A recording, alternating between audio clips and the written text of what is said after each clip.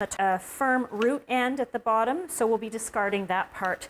If you want smaller slices, you can also have them from top to bottom and then cut them that way. But because they're getting cooked down, I don't mind having whole slices.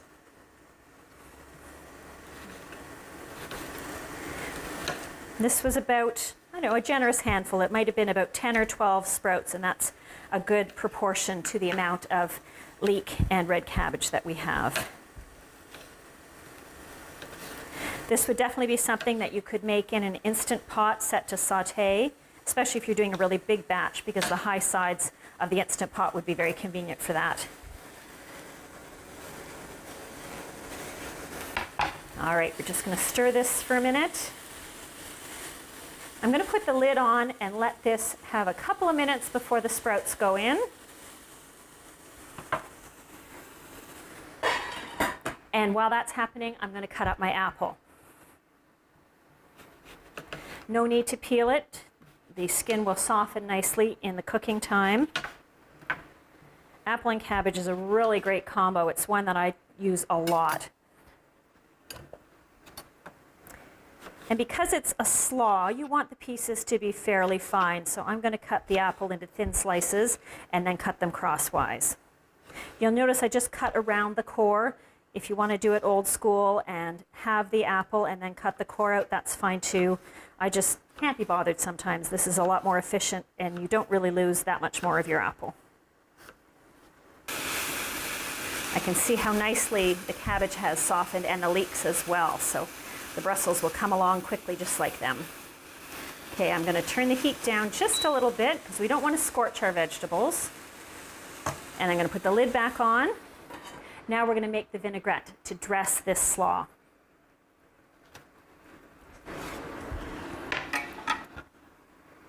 So I've got lemon and Dijon here. I should call this Paula's Classic Vinaigrette, except I didn't invent it. I'm going to actually shake it first to get the Dijon mixed in with the lemon.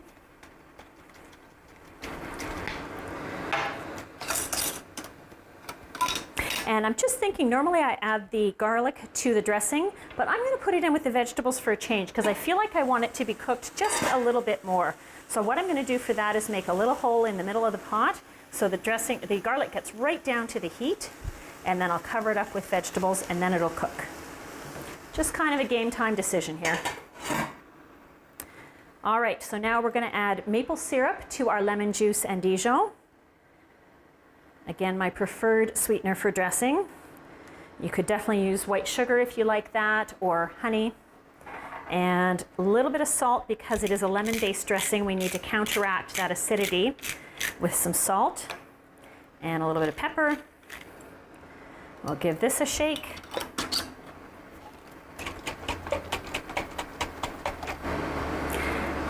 And then we will add our olive oil. I use olive oil and canola oil primarily for my dressings.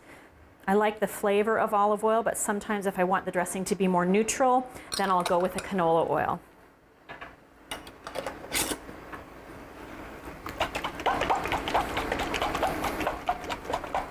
Okay, set that aside. I actually think this is ready now. Everything looks softened. So we're going to transfer it to our serving bowl.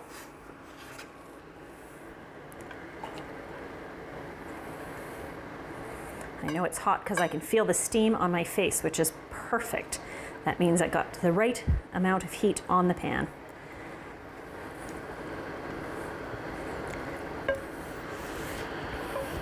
Look how colorful that is, just so great.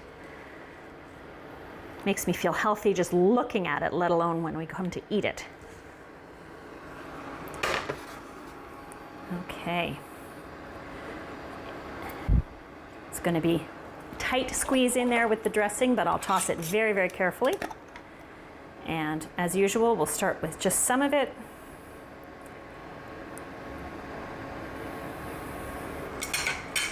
I'm going to use this little spoon to help me toss.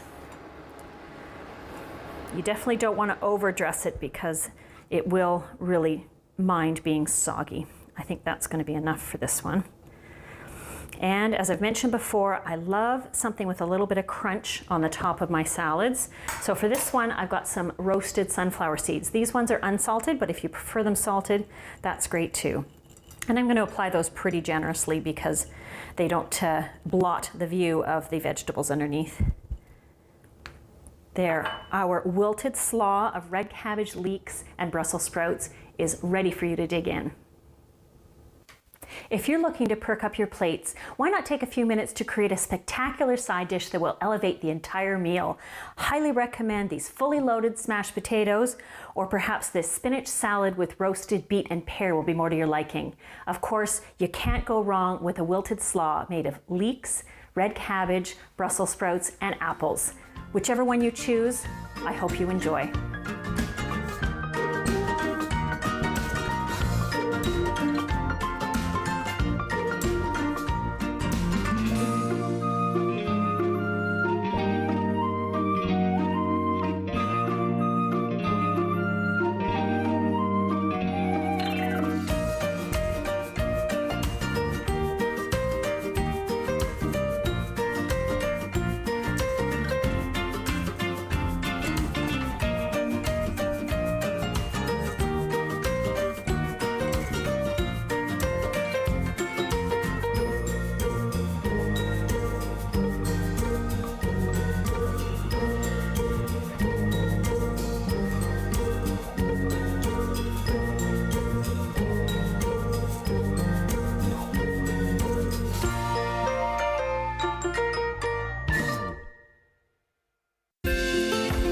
Call the Rogers TV viewer response line, email us, or connect with us on social media.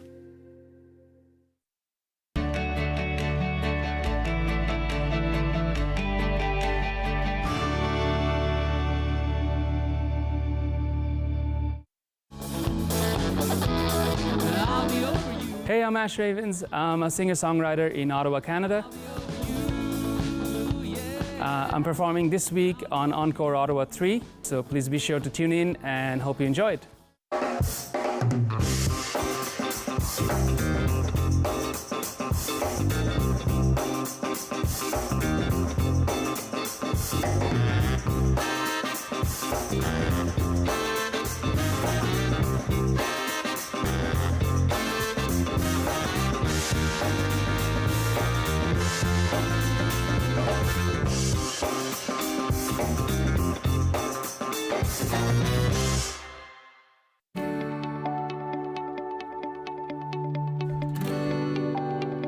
You're watching Rogers TV.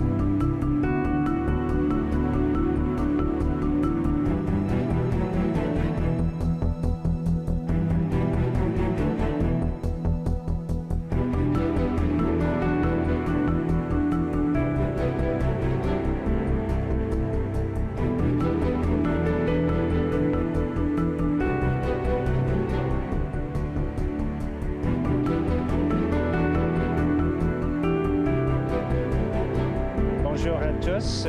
Just a quick heads up, we're going to start in 2 minutes. We're going to begin in 2 minutes.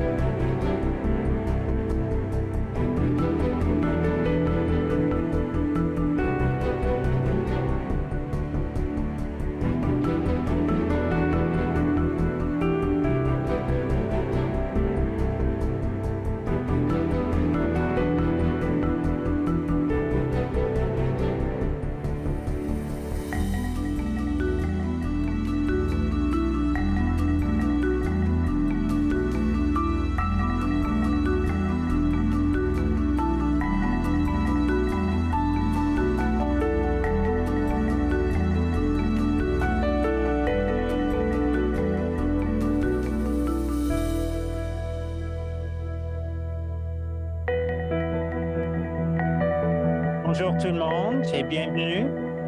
Hello, everyone. Welcome. We're going to get started. Thank you, everyone. Looking forward to today's meeting. And before we pause for a moment of reflection, I'd like to ask Councillor Kitts to provide a tribute. Thank you very much, Mr. Mayor, for giving me an opportunity to recognize the passing of Linda Dunn. She was an incredible woman, former councillor and deputy mayor of the Township of Cumberland, a very active volunteer in Navan, incredible representative for the rural East, and a beloved friend and mentor to many, myself included. And I know there's others around the table, Councillor Luloff, Councillor Deroux, that worked closely with her. And I know her contributions to our community will live on, not least of which spearheading the Blue Bin program in Cumberland, which I know she was incredibly proud of. So just wanted to recognize her today and thank you colleagues for keeping someone a true community leader in your thoughts today. Thank you.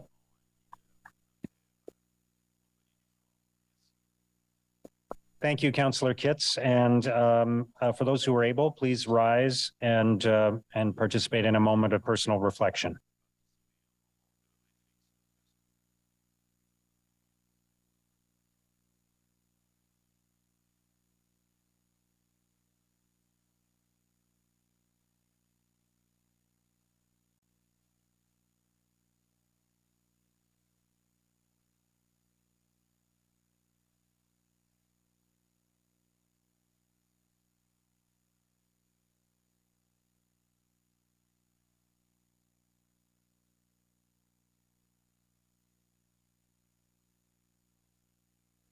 Thank you. Merci.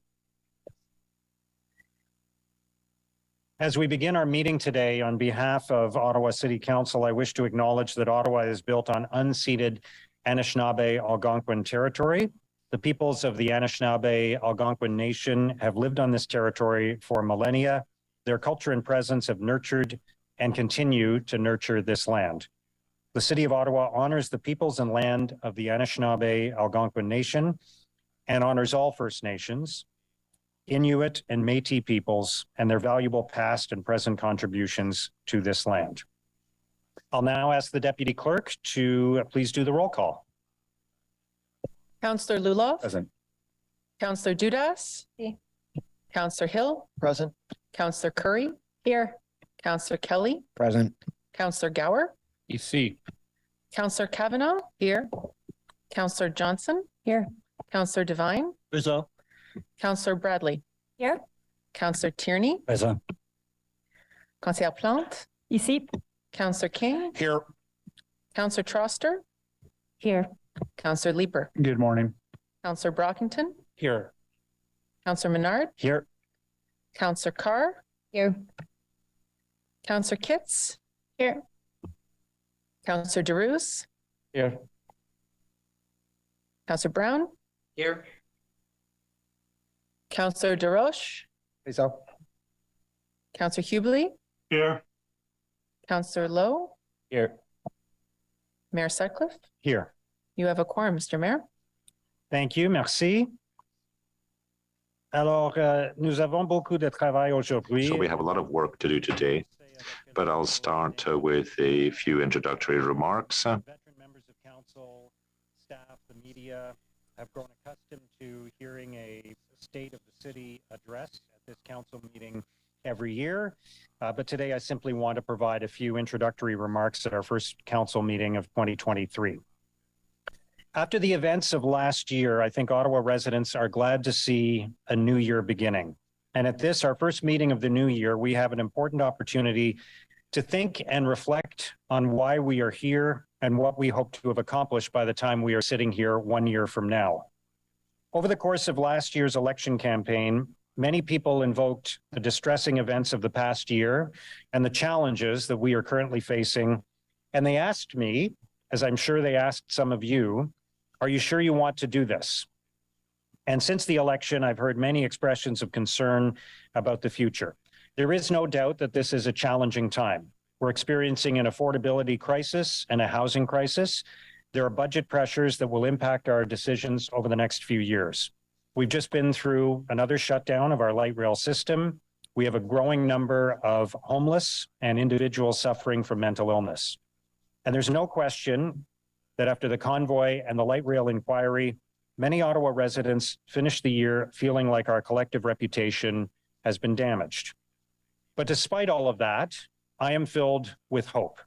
I'm optimistic that by working together, we will do the hard work required to tackle these issues and solve these problems, and that we can put the events of last year behind us and start rebuilding pride in our wonderful city and our amazing community. In order to do this, it's really important that we have a strong team at Ottawa City Hall, a team of employees that feels supported and respected and is well positioned to effectively deliver safe, reliable services to residents and businesses and to advance this council's priorities.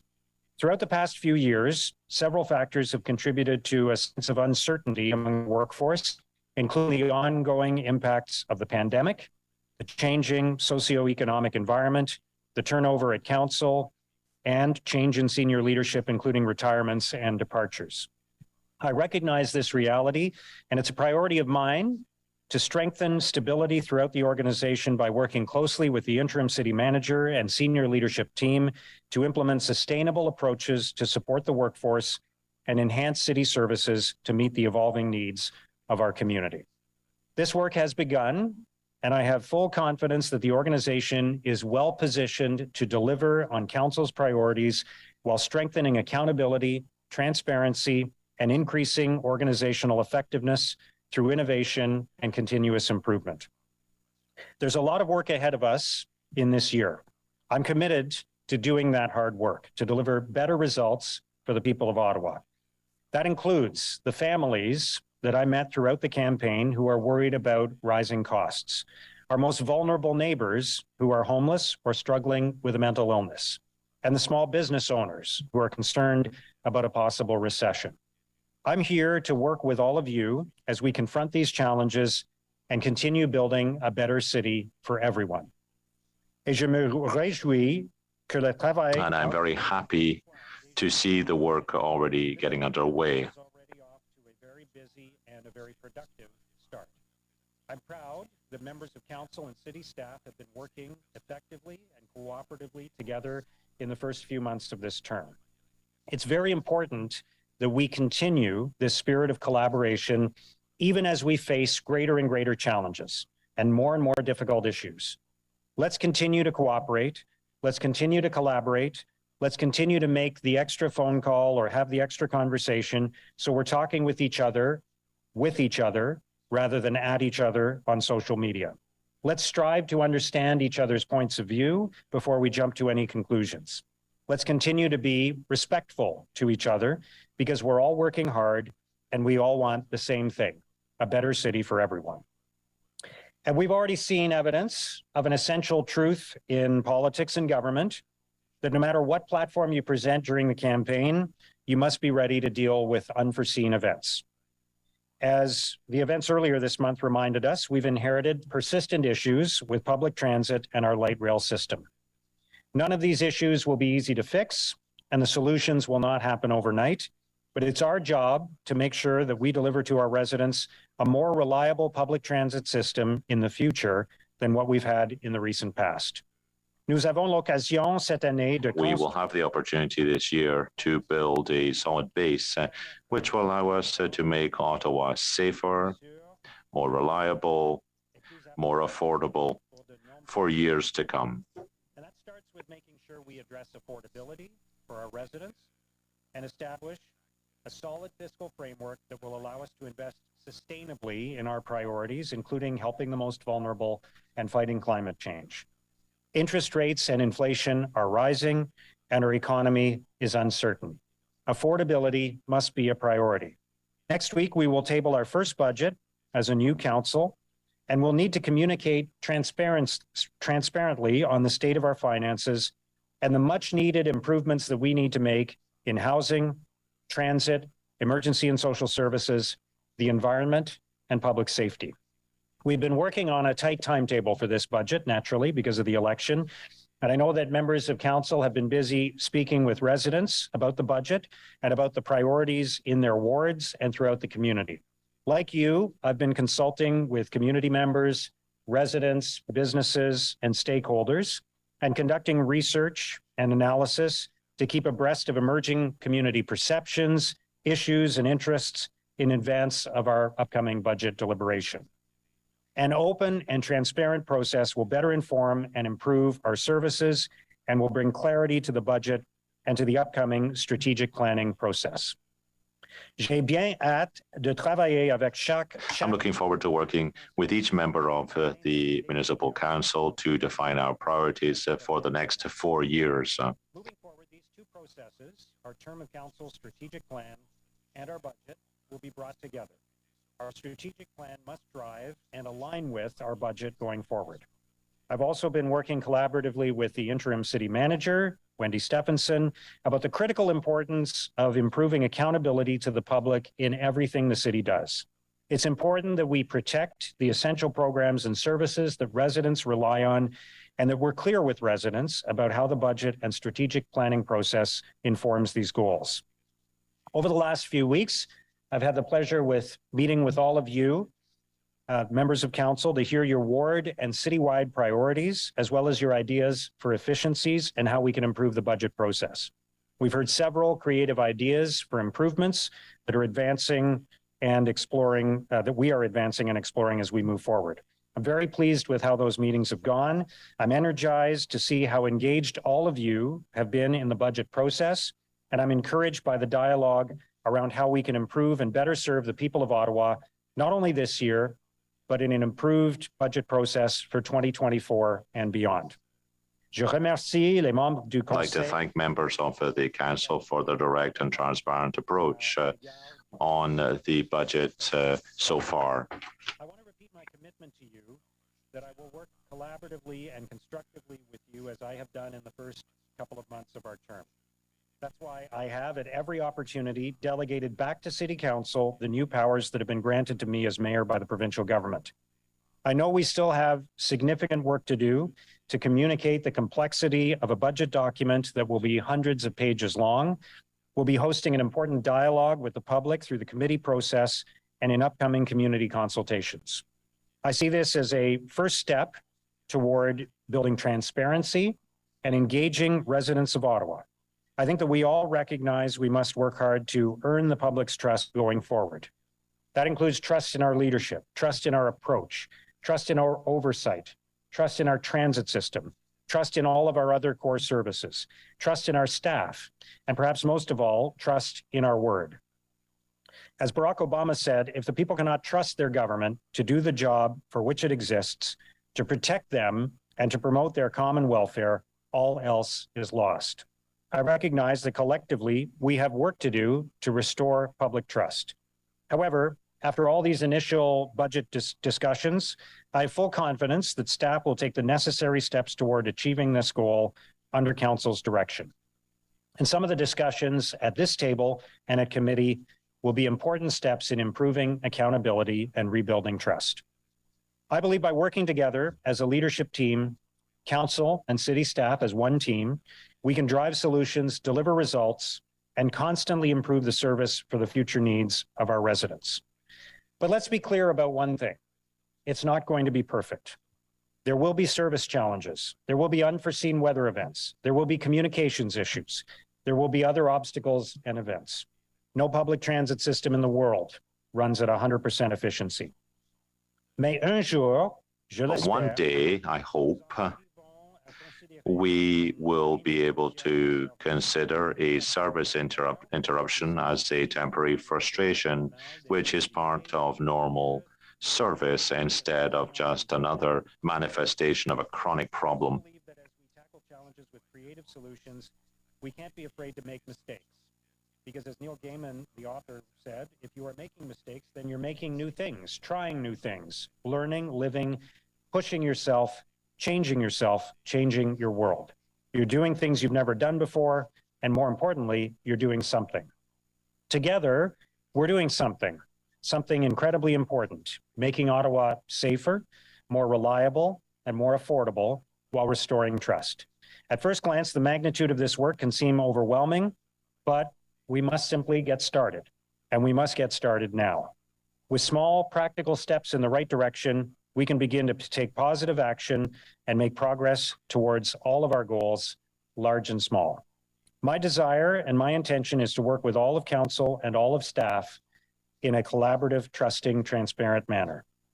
Nous avons du pain sur la planche. We have a lot of work to do, but we have to work as a team, and this will help us to realize our goals, to tackle challenges when they arise, and to deliver for the citizens of Ottawa the results that they deserve. It will not happen overnight. But with hard work this year, we can start to make important progress. We can start to rebuild confidence in our local government including our public transit system, we can start to build a city that all of us can be proud of, a smart, sustainable city that is safe, reliable, and affordable, a city that is truly better for everyone. Thank you. Merci. Thank you. I know you're just applauding the length of the speech and not the content of it. All right, let's move on to the confirmation of minutes from our council meeting of December 7th and December 14th. Are those minutes carried? And next, declarations of interest. Councillor Johnson, I know you have a declaration of interest. I, Councillor Lane Johnson, declare a potential deemed indirect pecuniary interest on the following items on the Ottawa City Council agenda of January 25th, 2023. Item 13.2, zoning bylaw amendment 139 and 143 Balsam Street and 20 Laurier Street, as my father is an employee of Preston Hardware. Thank you, Councillor Johnson. Are there any other declarations of interest? All right, thank you.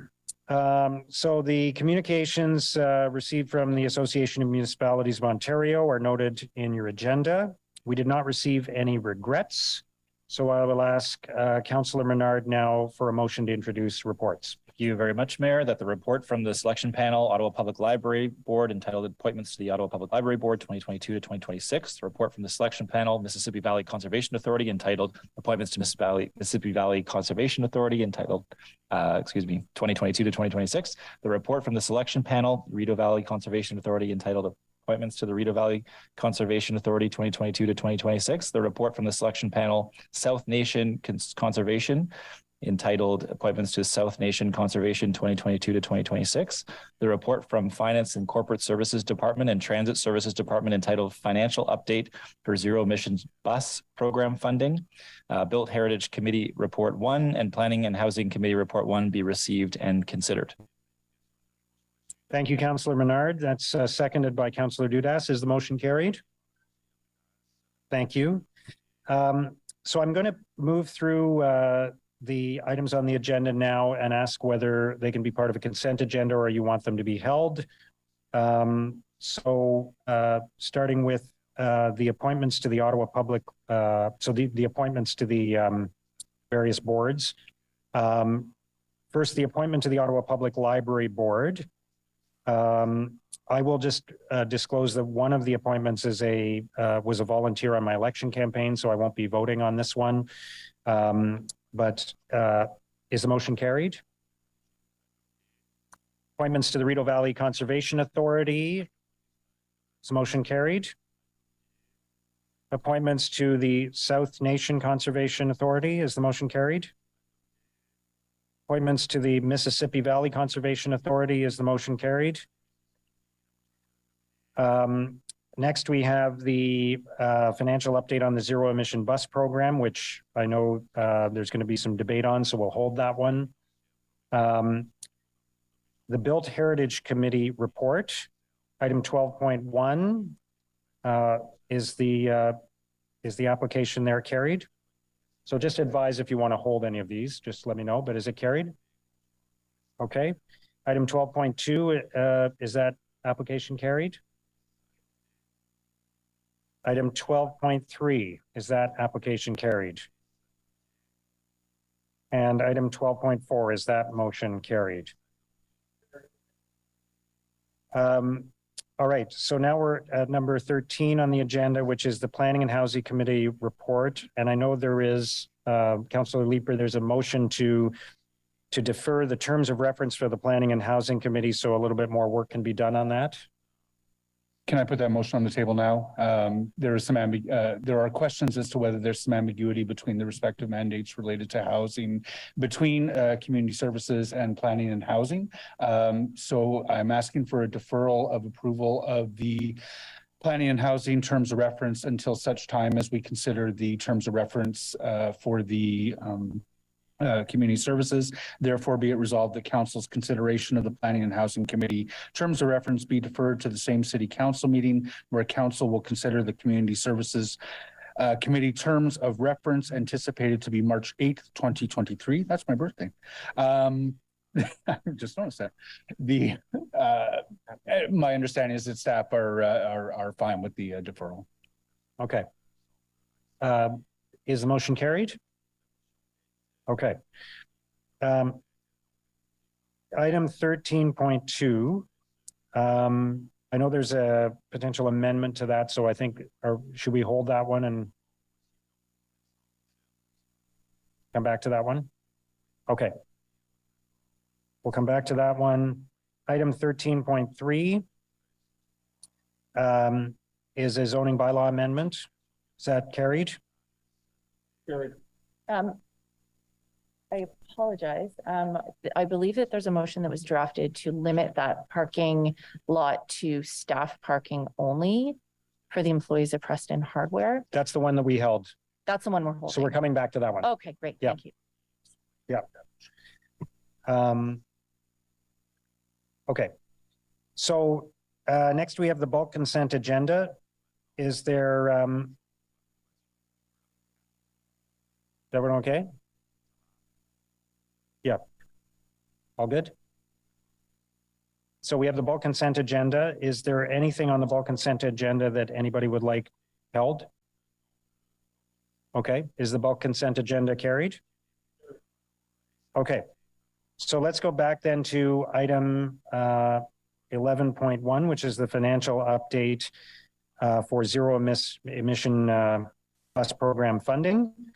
And before we introduce the motion, I want to ask staff to provide a quick overview and background on this issue. Mr. Mayor, we have Isabel Jasmine, who is attending virtually today. She's been the lead in terms of the financial analysis and due diligence. She can speak to this. And I know Renee also has some comments as well, so I'll hand it over to them. Renee, did you want to start or? Go ahead, please. Okay. This has been years of work leading up to this very good news that we got funding from INFC of $350 million. In June 2021, the report did go to Transit Commission and to Council, where there was a full analysis of the technologies and a decision was made to move forward on the battery electric buses. And the only caveats in those reports were that it had to be operationally feasible and that it was that we received the financial arrangements from CIB and INFC. And that was a year and a half ago. So this has been a year and a half of work culminating to this one report, which was just the final piece. The operationally feasible piece, we've been piloting the 4 ZEB buses. In August last year, we received approval for the CIB funding. That went to debenture committee and was approved there. So the $380 million was already approved. The very, very last piece was the INFC funding, the $350 million. And we waited, and the application process took much longer than we expected. It ended up delaying a lot of our plans that we had actually even reported back in 2021. And so the shortened time frame, less funding, which is the reason why we changed the scope to 350 buses.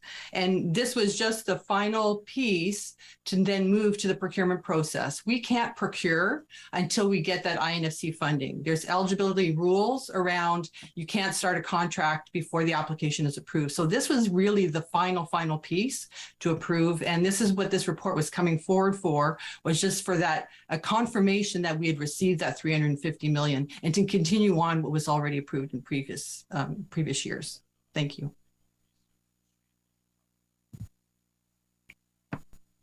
Mr. Mayor, if I may, be prepared, I will speak in French. Alors, ce que je voudrais rajouter par rapport I'd like to add on what my colleague Isabel has just said. Well, first of all, the transformation of the bus fleet from diesel to electric is not only a project, it's a transformation. It's not a project, it's a transformational process. This is something that takes a lot of planning there are lots of factors you have to take into account. And I think it's important that when the decision is made, it's important to make sure that we go through the necessary steps. And this is why we've been supported since the outset by the Auditor General, who we have a lot of respect for. So we're doing our proper due diligence with her. I'd also like to report that when the decision was made to undertake this transformation, well, we prepared a diesel fleet accordingly. What does that mean? Well, that means that we received from the past council instructions to buy only electric buses. So diesel buses, which are coming to the end of their life, can no longer be driven today because they haven't been maintained properly, because we knew that they would be withdrawn from the fleet at one point. So the decision today is important. If there's a delay, well, that delay will have an important impact on service delivery for users, for passengers. And given my past experience, I've been working on electric buses since 2017 in various capacities. This is a decision that's been made across the world. The whole planet is moving in this direction, and all bus manufacturers are making changes to their plants, their production plants, to really stop producing diesel buses and start producing electric buses. So if we were to decide today that we wanted diesel buses, it would be difficult to purchase them. It wouldn't be impossible, but it would be very, very expensive. And of course, they're in short supply. We're working very, very hard with my team. We're doing benchmarking with other organizations using electric buses so that we can learn from their experience. We're working with current vendors and we will also continue to work on the call for tenders. I've asked Chair Gower to organize a transport committee meeting where we will give a presentation on electric buses, and while they explain what our plan is at that point, we'll also fully explain the performance indicators that we've set out so that we can make recommendations which are appropriate. Thank you very much for listening.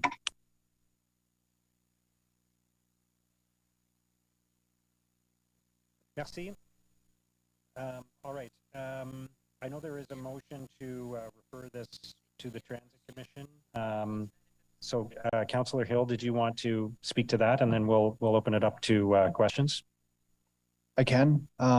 Did we want to put it up on the screen, or do you want me to just read out the whereases? We can do both. Okay.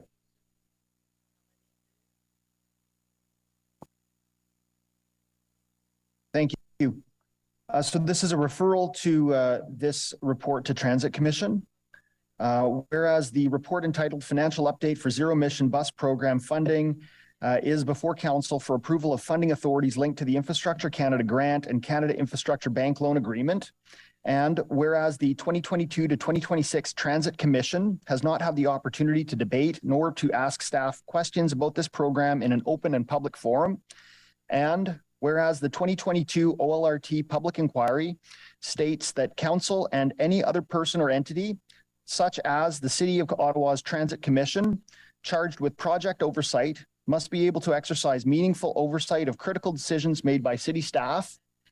And whereas the 2022 OLRT public inquiry further states, public entities and their representatives should take care to ensure that the priorities they set for complex infrastructure projects are appropriately applied throughout the planning and implementation stages of the project. And whereas the 2022 OLRT public inquiry further states, in introducing new or untested project elements, including technology and workforce, increases project risk. Whereas the 2022 City of Ottawa Office of the Auditor General Sprint 2 report specifically defines that the procurement processes for the charging infrastructure and associated equipment is not within scope of the Auditor General's report. And whereas the 2022 City of Ottawa Office of the Auditor General Sprint 2 report management response highlights the heavy reliance on the Toronto Transit Commission TTC zero emission bus replacement program, and that the 2022 to 2026 Transit Commission has not had the opportunity to confirm that the requirements of the TTC procurement model meet the geographic and climatic requirements of the City of Ottawa.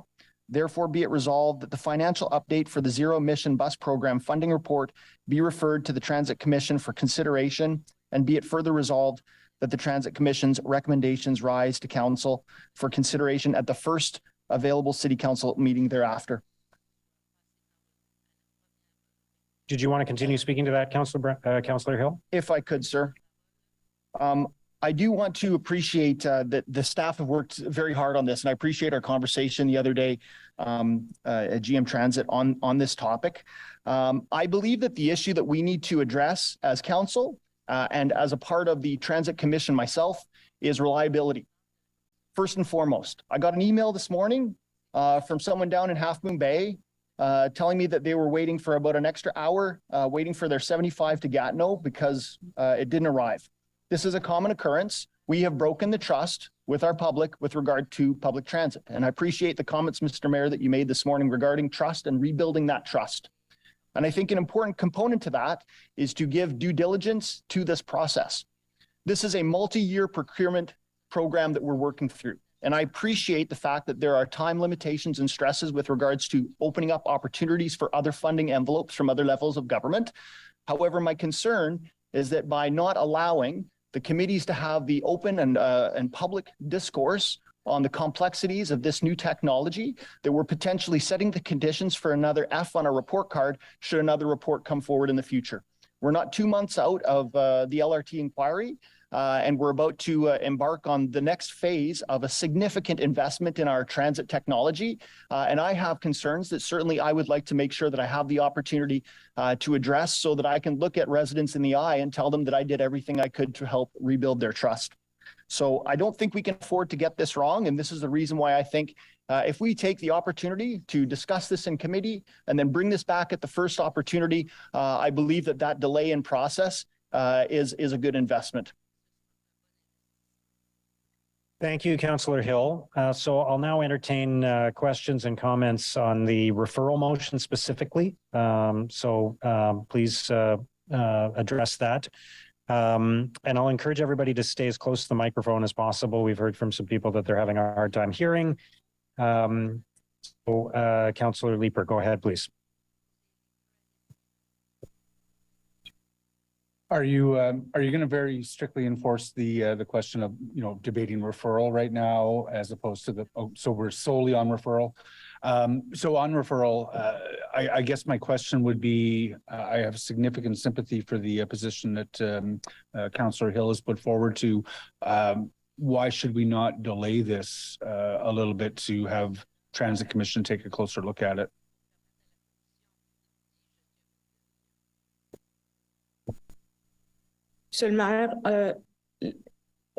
Mr. Mayor, it's always possible to defer the decision, but as I said earlier, Infrastructure Canada took a lot longer to give us an answer, and the money that Infrastructure Canada is providing is limited in time to be used. So the more we delay the use of that money, we risk losing the grant.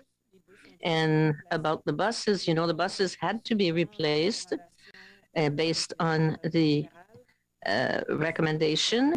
It was decided to reduce the number of buses that we would need. So we went from over 100 buses to less than 26, and then 77 later on. So any delay in decision-making will have an influence on a possible reduction of service. Can you quantify that? How long What would be the relationship between time lost and the potential to have to further reduce the number of buses that we're buying? Can you be more specific? Monsieur le maire, c'est difficile en tant que tel. Well, it's difficult as such because we will always do our best to minimize impacts. But the only thing I'm sure of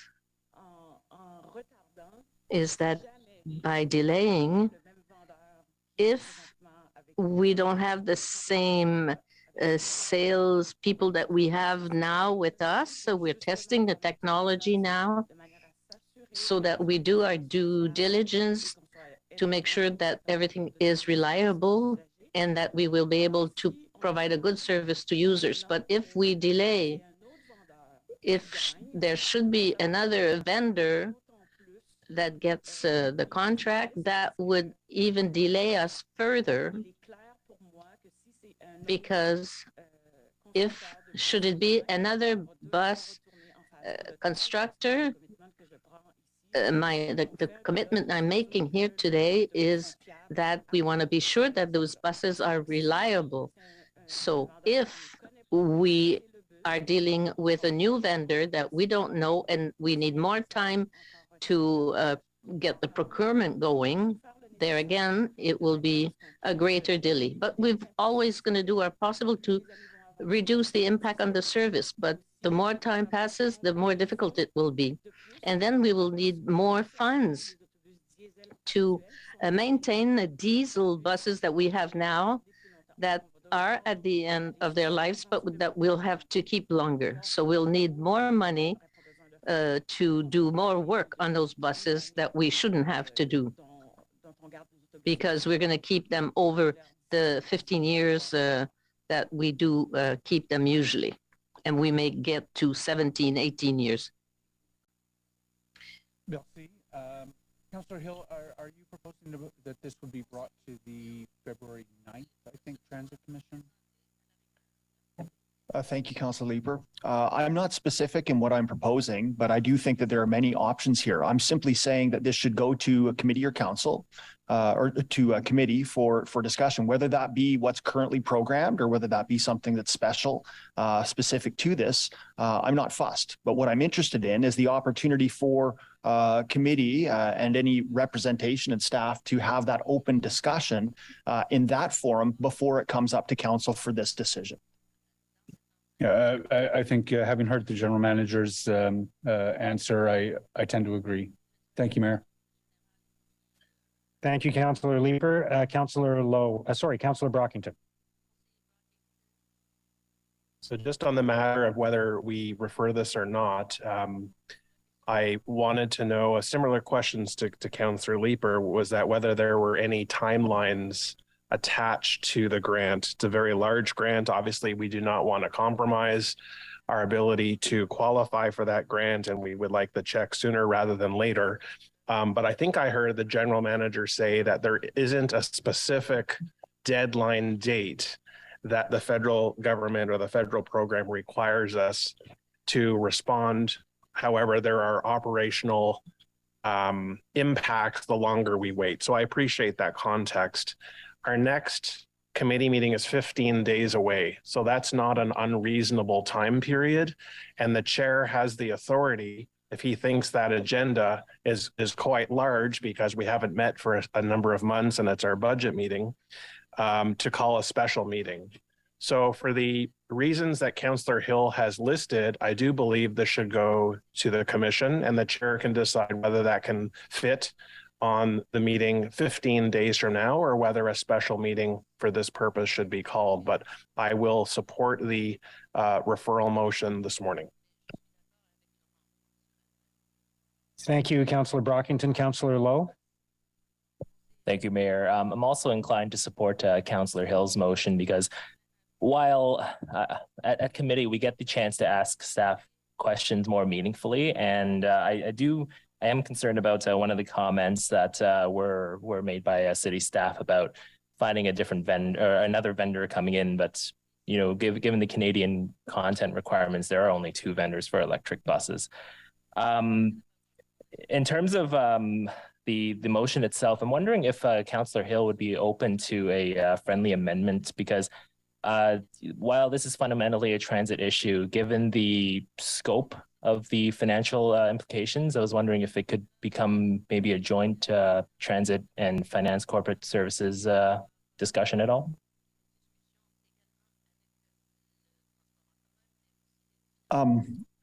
I don't necessarily want to overcomplicate it. The effect that I'm trying to achieve is an opportunity for this to be discussed in committee. I would offer if the Finance and Corporate Services wanted to have this discussion as well, they could. But my recommendation would be that at the next, as I said in the second, therefore be it resolved clause, this should come back to council without delay, but allowing for the opportunity for discussion in committee, whether it be transit, environment, finance, corporate services. So if this is the way to achieve that, I would be okay with it. But I think my preferences, frankly, would be to keep it as it is. And I'd remind members of council too that all members of council can attend any committee meeting. So the transit committee meeting would be open to all members of council. I did forget about that little fact there. Okay, thanks. Just before we go any further, I just wanted to ask staff the motion to refer the opening whereas says the Transit Commission has not had an opportunity to debate nor ask staff questions about this program in an open and public forum. I realize that hasn't happened since this term of council began, but it did happen in the previous term of council, did it not? And this is really just the funding component of a decision that was taken by the previous council. Is that not the case? That's correct, Mr. Mayor. And Isabel can speak to the details in terms of when it went, but this was with the previous term of council. A full report went forward in terms of our, I'm going to say, transformation to electric buses. And that was carried forward to council. There was support in terms of moving that way. And this is really the last piece in terms of that funding. It's not very often that the city would receive $350 million, and I would suggest for free. And the preferential borrowing rate with respect to the loan that we're getting from CIB, which is at 1%, which is much more preferential in terms of what we would receive if we went out to market for a debenture. So the financing is very attractive here, but this was a decision of previous term of council. And I'll just ask Isabel if she has anything further to add with respect to the report that went and the details that are in it. I just want to be clear that a prerequisite for the funding was that council had approved this project going forward. The federal government doesn't invest $350 million without knowing that the city is supportive of it, so that could be a risk.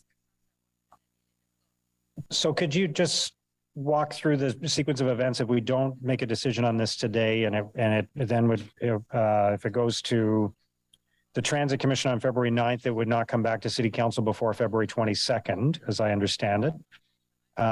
So what would then be the sequence of events? What would be at risk? What impact would that have on the procurement process, on costs, on the timeline of delivery? What would be the impact of effectively a 1-month delay? Merci, Monsieur le Maire.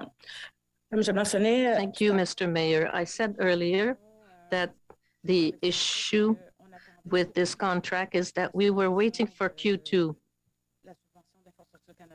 the grant from Infrastructure Canada. Of course, we have received it now, but late. So the whole process is already quite late. Even to order the chargers that are necessary for the 26 new buses,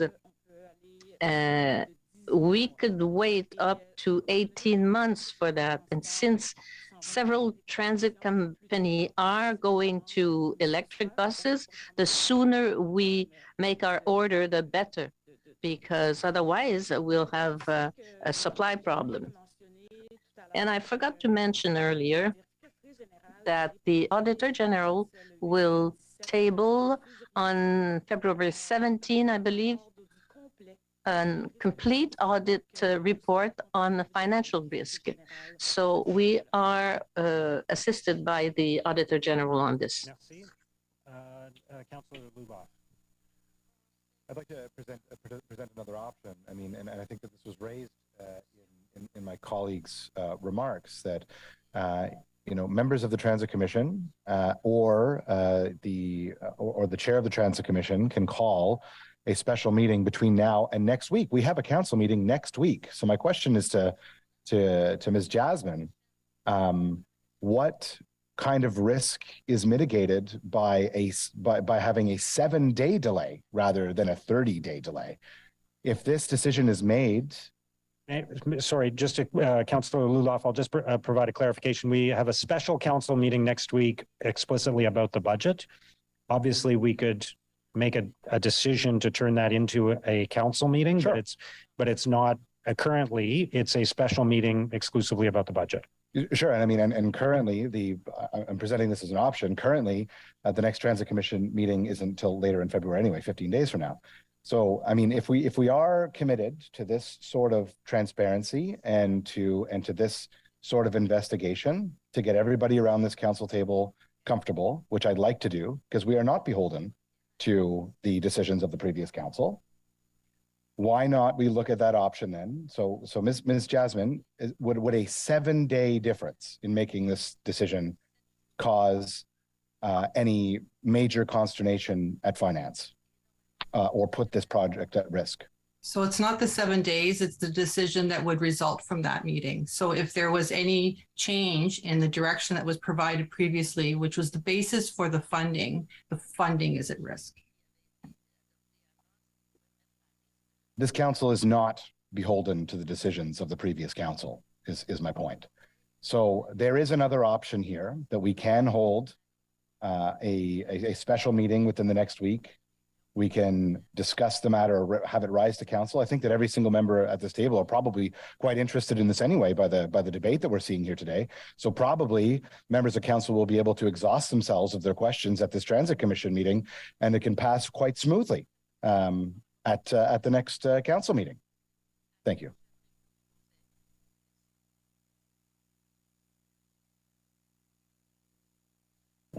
Thank you, Councillor Luloff. Councillor Menard. Thank you very much, Mayor. I guess there's two things here that are happening. I think staff are rightfully pointing out the concerns around the decisions that could be made at a committee to somehow cancel or change something with this and the funding that's been received, because this is a good program, right? We have established that we are not going to be spending a bunch of extra money as a municipality here. The capital costs for the diesel purchases are going to transition to zero emission. We are made whole by the grants that have been provided to us and the low interest loan that has been secured by staff. They have done an excellent job of mitigating risk with this program, and the program is something that should go forward, and it's happening indeed all over the world. So I have no issue with the program at all. My issue, and I think where I agree with Councillor Hill, is that there's a process piece here that this probably should have gone to commission and then to council.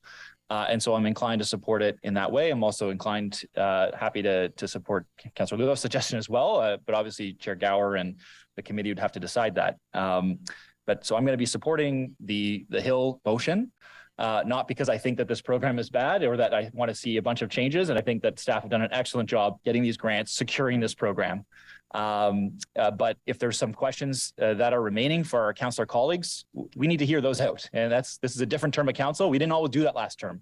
And oftentimes we would bring forward motions and they wouldn't be supported because, concerned about the outcome there. But sometimes you need a little extra time to deliberate on items. And it's okay to have that happen.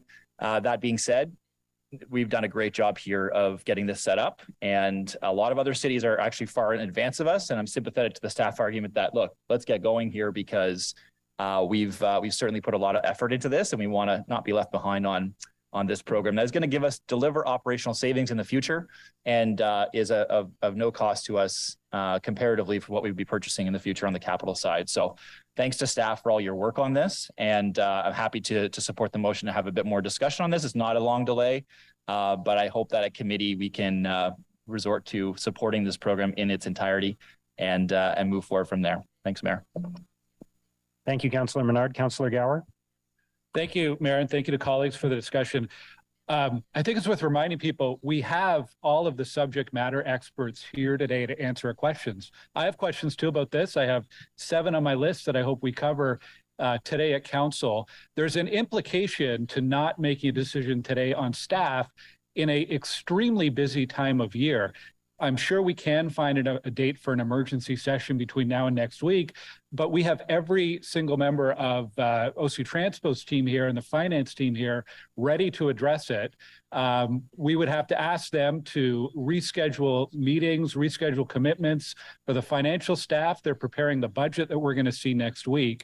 They've come here prepared to answer our questions about reliability of the buses, about the procurement process. It's not a trivial thing to say, let's set up a special emergency meeting to look at this. Certainly we can do that. It's our ability to do that as a council. It's my ability as a chair to call that. But staff are very much prepared here today. The same staff that might be here at a special meeting on Friday or next Monday are here today to answer our questions as councilors. And I would encourage people to take that opportunity today rather than to defer it and take on the financial risk and procurement risk if we don't decide to make a decision today. Thank you, Mr. Mayor. So I'll just add to that point. I think, the suggestion was already raised. Why don't we have, for example, a joint meeting of the Transportation Committee and the whatever it's called now that used to be FEDCO, that committee, the one I chair. You know the one I mean. So why don't we have a joint meeting of that? But we've got everybody here today. Like everybody. So we could have a meeting on Friday, bring all the same people together, ask all the same questions, and then refer it back to council to next Wednesday, and then make a decision. Or we can ask all our questions today and deal with it today and get it done. Right. And without having an impact on the issues that, it's not like there are going to be different people in the room at a special meeting of the Transit Commission or at the meeting of council next week. We're all here right now. We can ask all our questions. We can get all the answers we need, and we can make the decision we need to make. Councillor Leeper, your hand is up, but you've already spoken on this. And by the way, I'll remind everybody that we are currently talking about the motion for referral. So if you've already spoken, if this motion doesn't pass, and I'm not prejudging it, everyone will have a new opportunity to talk about the original motion regarding the electric buses. So everyone will have their opportunity to ask questions and make comments about it. So Councillor Devine. Thank you, Mr. Mayor. Just two questions. One, procedurally, if we do go into committee of the whole and therefore we can ask more questions as opposed to having this matter debated at Transit Committee, I suppose one possible risk there is that we could not have public delegates speak at that meeting because they weren't forewarned of what we're just about to decide 2 seconds ago. So there might be the risk of the public could not therefore come and speak to that. So that's one possible wrinkle to consider. But the question I had, and I'm not sure if this question is to Ms. Jasmine or to the city manager. Did I hear, city manager, did I hear you say that, and bear in mind, I'm in support of the program. I'm in support of the principle behind deferring for the sake of doing our due diligence. But I just want to address the possible risk to the funding.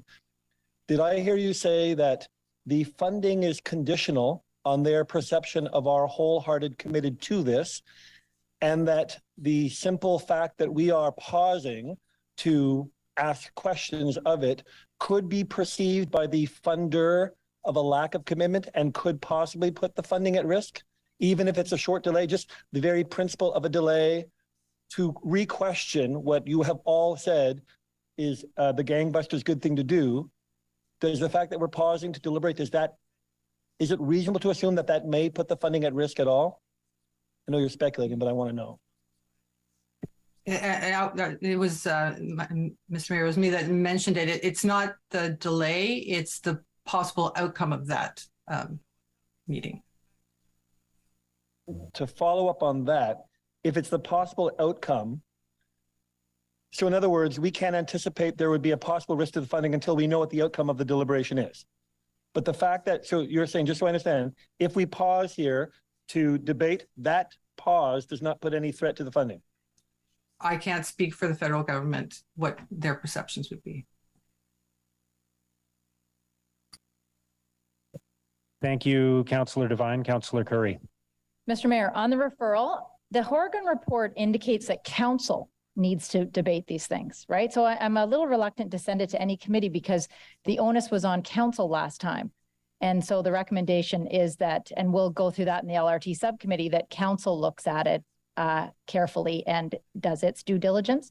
So I would ask you, if we defeat this deferral, can we resolve into committee of the whole when we come back to council, and then we can do our due diligence right now? Yes, we can. Okay. All right. So, and I appreciate the entire intent behind this. I won't support it because I'd like to move to council so we can all discuss, ask the questions in committee of whole so people can get back on the list. Thank you. Okay. Would anyone else like to speak to the motion on referral? Councillor Hill, did you want to? Oh, I'm sorry, I didn't see you put your hand up. Go ahead.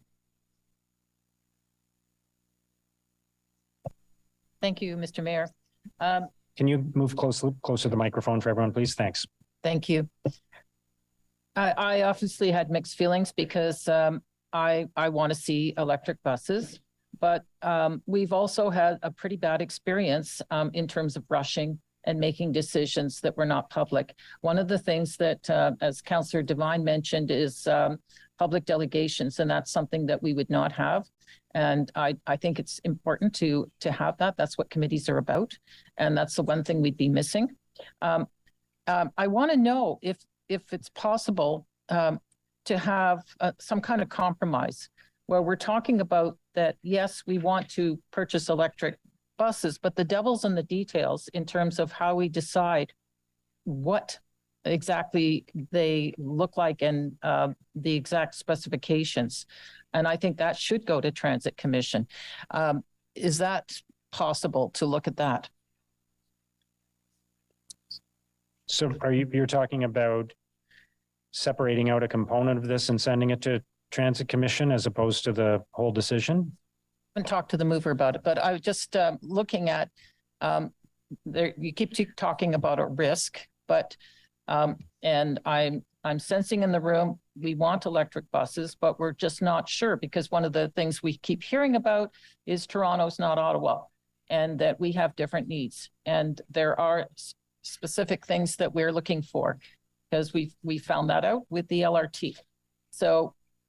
What can we do at committee to make sure that we get those components that we need for our city?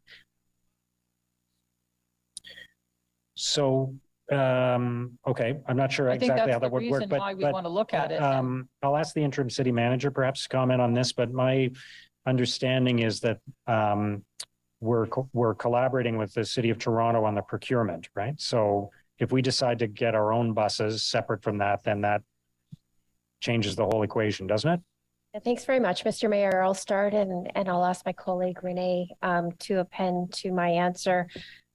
We are collaborating with the City of Toronto where they ran a pilot. I believe they had 3 different buses, and there's lessons learned that have been incorporated into what it is that we're looking for. We've also run a pilot here in the City of Ottawa to determine if this is going to function here. Renee can speak to the details of that pilot, but the results have been very good. The collaboration with Toronto has also resulted in savings with respect to the potential or future procurement as well. So we're going to benefit from that, which is a really great piece to all of this. And I'm just going to ask Renee if she could speak a little bit more in terms of the collaboration and the procurement process. Merci, Monsieur le Maire. Alors, au Thank you, début, Mr. Mayor. Well, at the beginning, OC Transpo had decided to do its own tendering process, and I just mentioned that the Auditor General and their team is following us in this whole process, which is good for the city, it's good for OC Transpo, it's good for our riders. And so a number of recommendations were made, and when we took a look at these recommendations, we did our homework to see how we could move forward with these improvements. And through their observations, TTC had a tendering process which was much stricter than ours. For example, in terms of the life cycle for batteries, in terms of the warranties, we asked for 7 years. TTC asked, if I'm not mistaken, 10 years. And when we do something like this, we have to be careful, because if we can ask for warranties for 100 years, but it's going to cost something at some point. And so the observations made by the auditor are in line with the TTC's tendering. So we contacted them. And by the way, this is something that's done elsewhere. More and more frequently, we're seeing tendering processes which are done collectively in groups, as the asset manager just mentioned, in order to get more attractive prices. And also in order to get a better product and to make sure that the vendor will be able to actually provide what we need. So for us, the idea of going with working with TTC, it's positive for the city, because the tendering process is even more solid. And when the vendor is chosen, we're going to do our own negotiations. It's not TTC that's going to be making decisions for us, because we have our own issues. For example, making the buses accessible. And the TTC might ask for 20 seats and we might ask for 30. So we still have some things to do with the actual vendor who will win the contract. So this is very good that we've had the opportunity to work with the TTC. And both cities have taken into consideration the differing weather conditions. Here in Ottawa, we're further north, and so the same buses are going to be used by the TTC as here, but we need to be aware of the differences between our different cities, and if they're not able to do this, we're not going to use them. Merci. So the question I would ask, I guess, is this if we take some time, as is being suggested, and decide that we want something different from what's currently involved in the procurement that's already underway and about to close, then that's it, right? We're not like if we go in a different direction, we don't get these buses and we don't get the funding. Is that correct? Monsieur le Maire, c'est exact. That's right, Mr. Mayor, and I would go even a little bit further. That's why I was saying that it's a transformation. It's not a decision about using a pen or a pencil.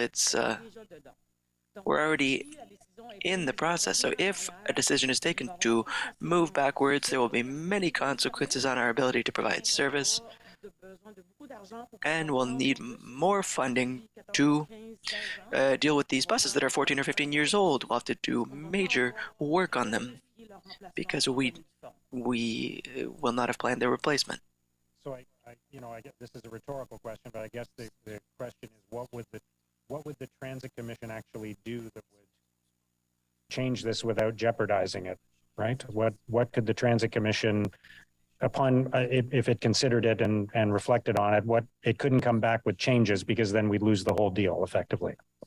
That's the situation we're in. So, and I don't think anybody wants to lose the deal. So I'm not sure what purpose it would serve to take another week. I'm prepared to go to Committee of the Whole and discuss it today. Councillor Hill, I'd be interested in your thoughts on that as a potential solution to give everybody the opportunity to fully flesh this out, but ideally still make the decision today. Yeah, thank you very much for that, Mayor. And I'll assume this is my close then to this motion as well. So I appreciate the discussion. I appreciate that everyone is keen to do the right thing here.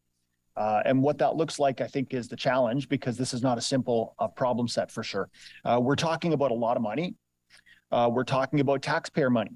And I know that there was discussions about, which pot does this come from? This is an opportunity to get federal money versus, raised from our own tax base. And I understand the attractiveness of this, but I also understand that these are still taxpayers that are on the hook.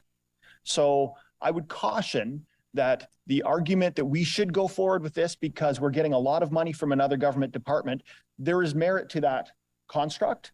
But I would caution that making a decision like this under duress because we're concerned about the financial implications of it, there is a component of concern that I have with that.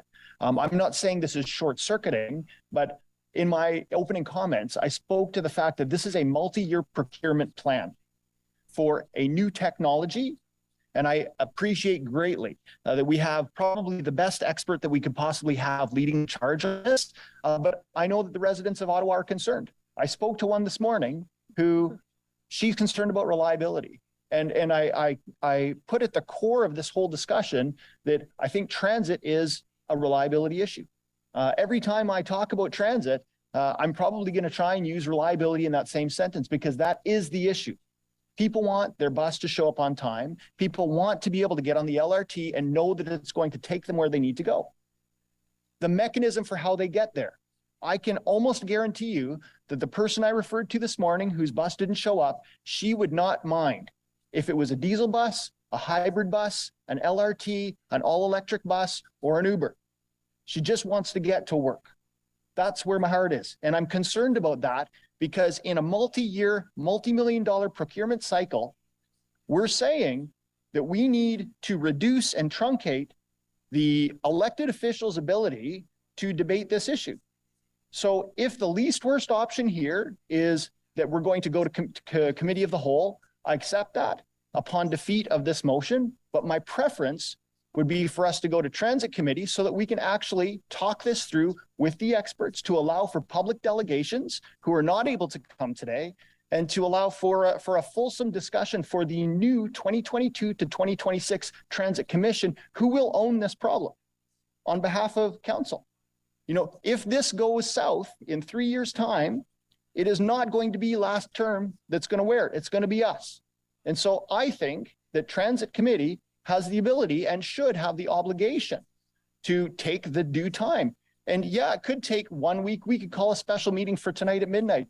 But I would argue over a several year program, if we can't afford a couple of weeks to look at this and be mature to say, is there a way that we can actually fit this into the schedule or just run it part of our routine business? I'm also not going to commit that this is going to change outcomes. I don't think that we should be going into this process of debate with the preconceived notion that what we were going to do is going to be exactly the way we're going to do it. Because you're absolutely right, Mr. Mayor, that would be a moot point. Why have the discussion to challenge, to provide that challenge function to the city's procurement plan if we're preconditioning that we're not going to make changes? So my comment would be, I don't know where a discussion on this would go, but certainly I have concerns on behalf of my residents that what do we do if there's a storm and there's a power outage in my ward and someone's dependent on an electric bus and they need power and the bus doesn't work? I need to answer that question. And I'd like to know what the answers are. And I'm sure there are a lot of good responses to that, but there's a lot of concerns about that too. So from that perspective, Mr. Mayor, I do want to ask that my motion carry forward. And upon defeat, I would ask if we could go to a committee of the whole in order for certainly me and for any of my colleagues who wish to speak to this issue have the opportunity. Thank you. Thank you, Councillor Hill. I appreciate those thoughts. I guess I would say I don't think that this is a case where we are saying simply this is about the money and we're going to lose the money if we don't approve it today. This is the culmination of a process that has been going on for an extended period of time. This is not a case where the federal government called us yesterday and said, we've got $350 million for you. You got to tell us tomorrow if you want the money, and you have to choose these buses if you're going to take the money. And now we're being asked to approve that. This is a process that has been going on. There was a pilot project. There were, the decisions that were taken by the previous council. And again, I would encourage everyone, if you have questions, we can go to committee of the whole. and we can have those questions. So whatever questions you have today, Councillor Hill, or that you would have at a special meeting of the Transit Commission, you can ask them today. And we can make sure that we have full transparency and accountability for our residents, and that we've explored every question that needs to be asked and answered before we make a decision. So I'm still not sure what would happen at a special meeting of the Transit Commission in 2 or 3 days or 4 days or 5 days or 15 days that we couldn't do today. So I'll leave it there, and we'll vote on the motion from Councillor Hill. So we're voting on the motion to refer this to the Transit Commission.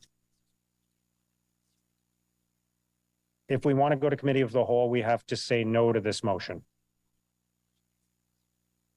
So so just to be clear, Councillor Hill has moved that we refer this to the Transit Commission. If we vote yes to that, then it will be referred to the Transit Commission. It'll be up to the Transit Commission when it meets and when it holds that discussion, and when it will therefore come back to council. But we will not be talking about it anymore today. If we vote no on Councillor Hill's motion, then we will move to committee of the whole and discuss it today. Is that clear? Councillor Leeper? I think someone would have to move that we move into committee of the whole. Well, we would, yeah. So, but I think we would have the opportunity then to move to committee of the whole. Let's put it that way. Okay? Because I think there's willingness. All right. So let's please vote on Councillor Hill's motion. Councillor Gower, No. Councillor Carr, Yes. Councillor Tierney, No. Councillor Menard, Yes. Councillor Hill, Yes. Councillor Troster, Yes. Councillor Curry, No. Councillor Leeper, Yes. Councillor Kavanaugh, Yes. Councillor Bradley, Yes. Councillor Luloff, Yes. Councillor King, Yes. Councillor Kelly, Yes. Councillor Lowe, Yes. Yes. Conseillère Plante, Oui. Councillor Devine, No. Councillor Brown, Yes. Councillor Brockington, Yes. Councillor DeRuse, Yes. Councillor Dudas, Yes. Councillor Kitts, Yes. Councillor Johnson, Yes. Councillor Hubley, Yes. Councillor Deroche, Oui. Mayor Sutcliffe, No. 20 yeas, 5 nays. Okay, thank you. We'll refer it to the Transit Commission. So let's move to item 13.2, which was also held. The zoning of 139 and 143 Balsam Street and 20 Larch Street. And I believe, Councillor Gower, you have a motion to amend the original motion. I do. Thank you. This is seconded by Councillor Trosser. Whereas a temporary use parking lot has been proposed at 139 and 143 Balsam Street and 20 Larch Street for a period of 1 year, expiring on January 25th, 2024. Whereas the temporary use lot is proposed in association with 232 Preston Street, Preston Hardware, for use by its employees. And whereas there is a desire to formalize restricting the use of the parking on this temporary use parking lot to Preston Hardware employees, therefore be it resolved that with respect to the report as revised, council amend the proposed zoning bylaw as contained in document 4 of the report by substituting clause 2C1 to column 5 with the following text. Additional parking restricted to employees of Preston Hardware is permitted in a temporary use parking lot associated with 232 Preston Street, Preston Hardware, for a period of 1 year expiring on January 25th, 2024. Be it further resolved that there be no further notice pursuant to section 3417 of the Planning Act.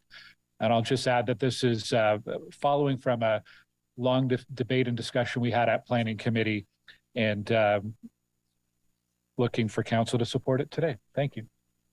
Thank you, Councillor Gower. The motion is seconded by Councillor Troster. Councillor Troster, go ahead. Mr. Mayor, and to thank the members of the Planning and Housing Committee for coming to what I think is a good compromise in this situation. The applicant had asked for 3 years of temporary parking use on a site that is intended for future housing development. It was a situation where homes were taken down and where the applicant was actually using the site as parking despite what was explicitly written in the demolition order. Our expectation is that the Corso Italia light rail station will be open within a year.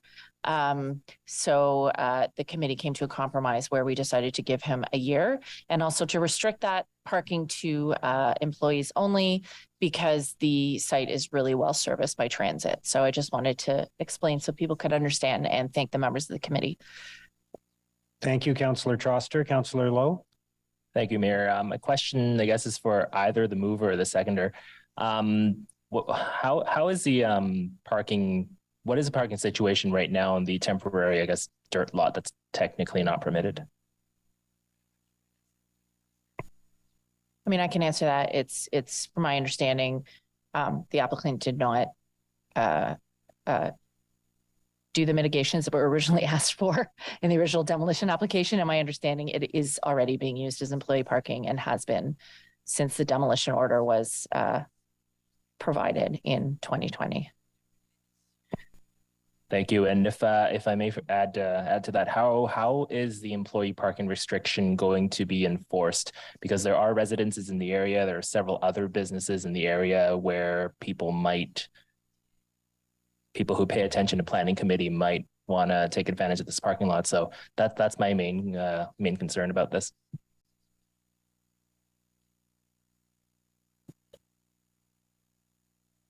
Could someone on staff answer that question potentially?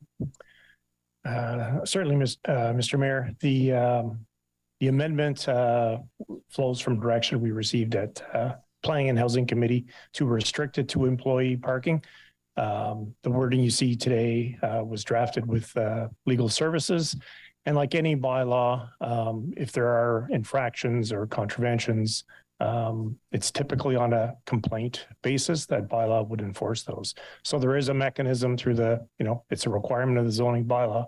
It can be enforced. Okay, thank you. Thank you, Councillor Lowe. Councillor Brockington. Thank you, Mayor. I just, if the deputy clerk could just post the motion really quick.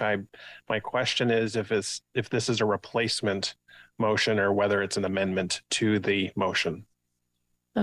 Mr. Mayor, I'll have staff put it back on the screen. My understanding is this is an additional amendment. It does not replace the amendment made at committee nor the original staff recommendation. Okay, because I do support the original motion, and I think the original motion, as the local councillor, Councillor Troster stated, is a good compromise with all the factors at play. The committee was uncomfortable granting a 3-year extension and agreed on a 1-year.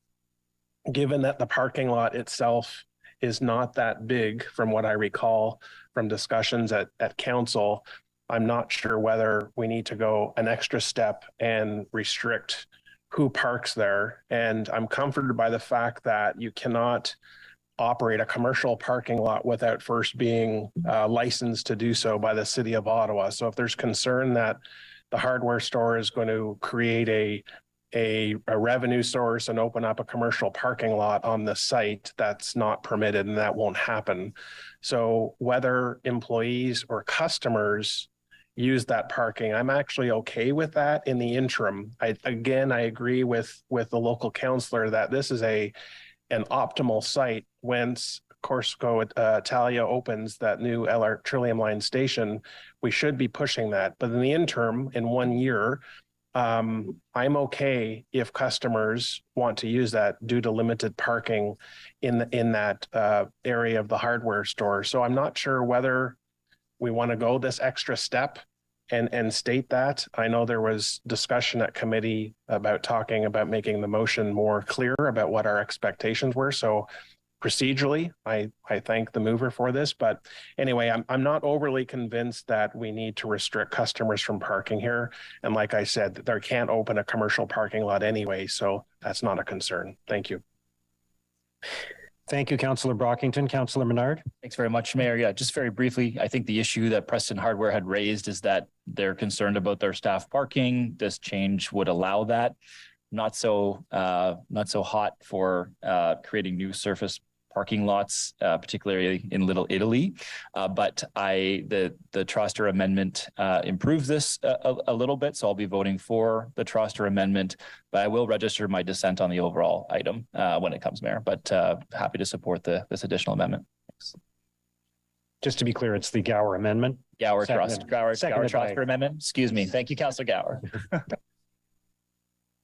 Okay. Any other comments on the amendment? So is the amendment carried? Carried. With one dissent? Two dissents? Councillor DeRusse? Okay. All right. And is then the amended motion carried? With a couple of dissents? Did you get both of them? Yes, Mr. Mayor, I registered Councillor Menard and Councillor King on the main motion as dissents. Okay. Thank you.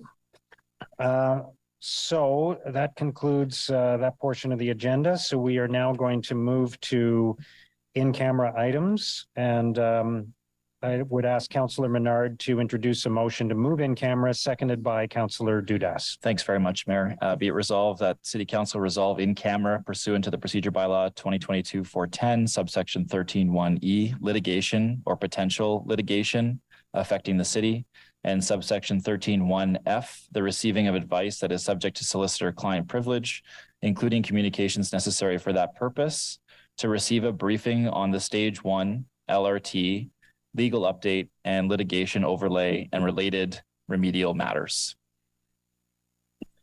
All right, is the motion carried? All right, we will move in camera and we'll begin the closed session in approximately 5 minutes, and the Deputy Clerk will advise us on next steps.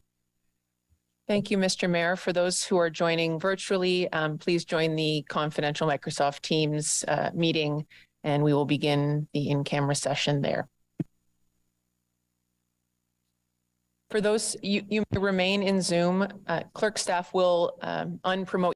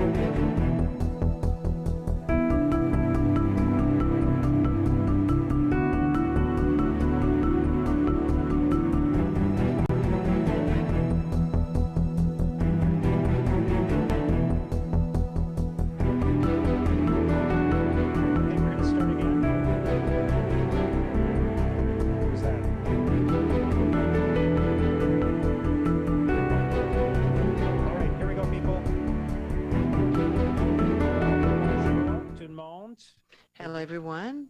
We're starting again. Welcome, everyone. Ottawa City Council just met in camera pursuant to the procedure bylaw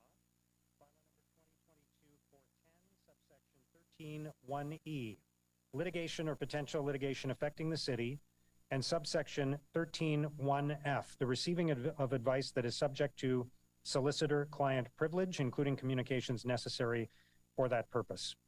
Council received an update, a briefing on Stage 1 Light Rail Transit LRT legal update, litigation overlay, and related remedial matters.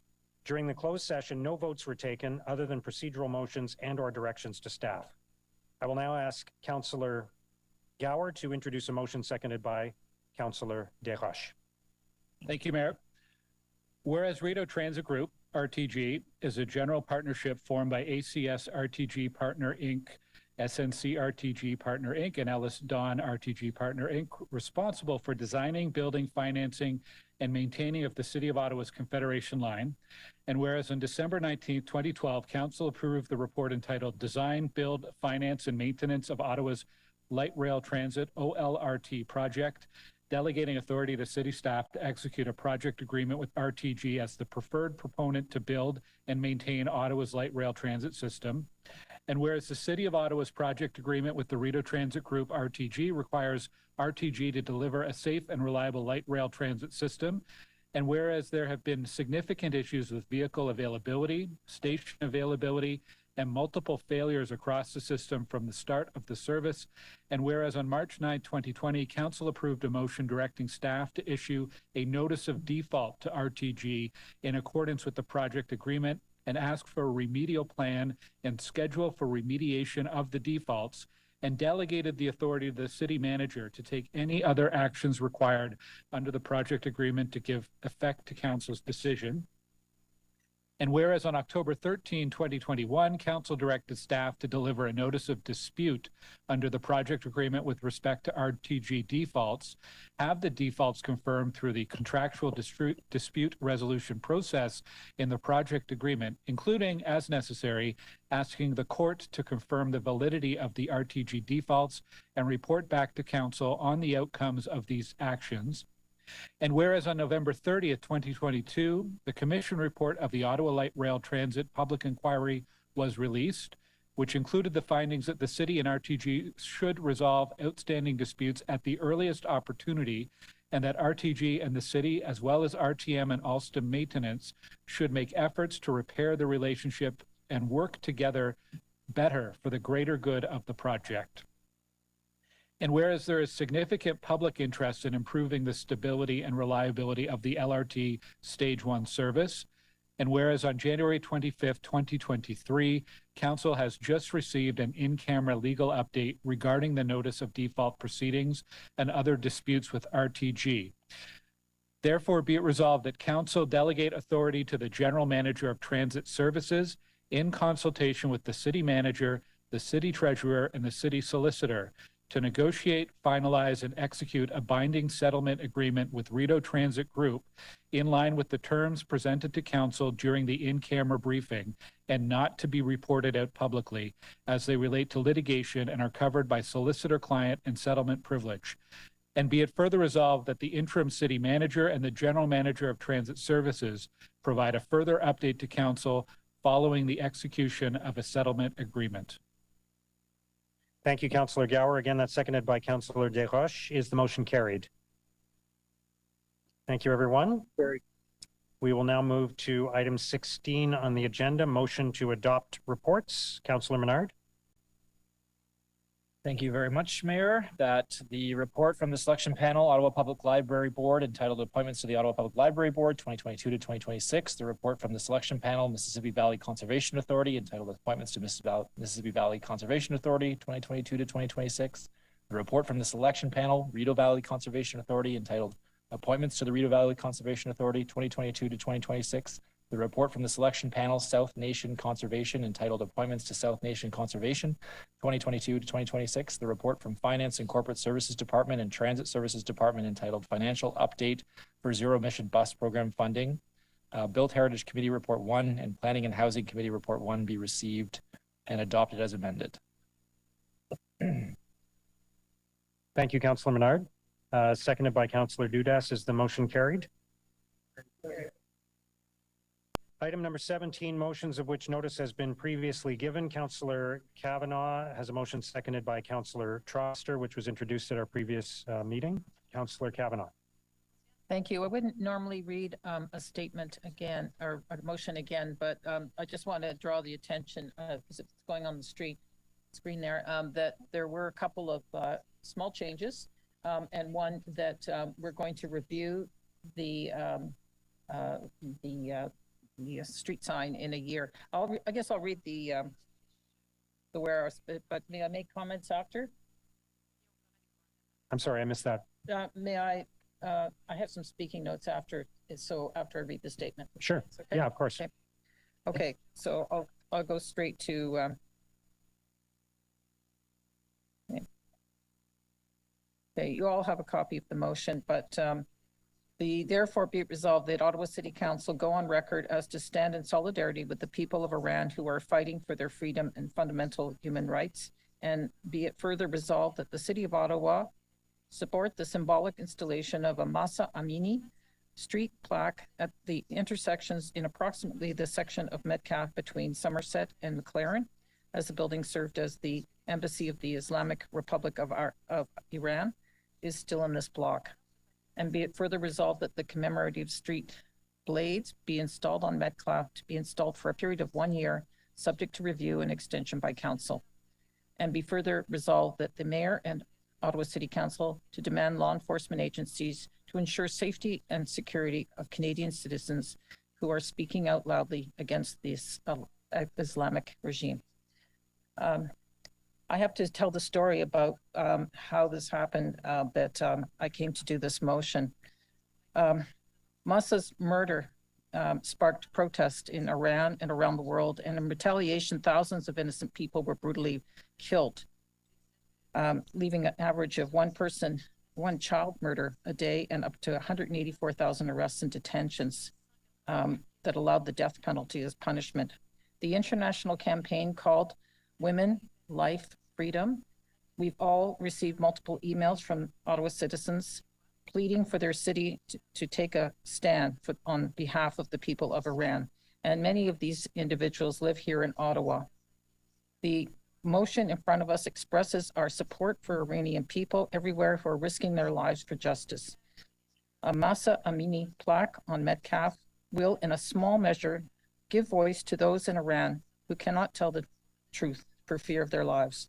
I want to thank organizations and individuals in our community, like the Ottawa Women, Life, Freedom Community and B'nai B'rith, who have gathered hundreds of names on petitions for us to take this stand.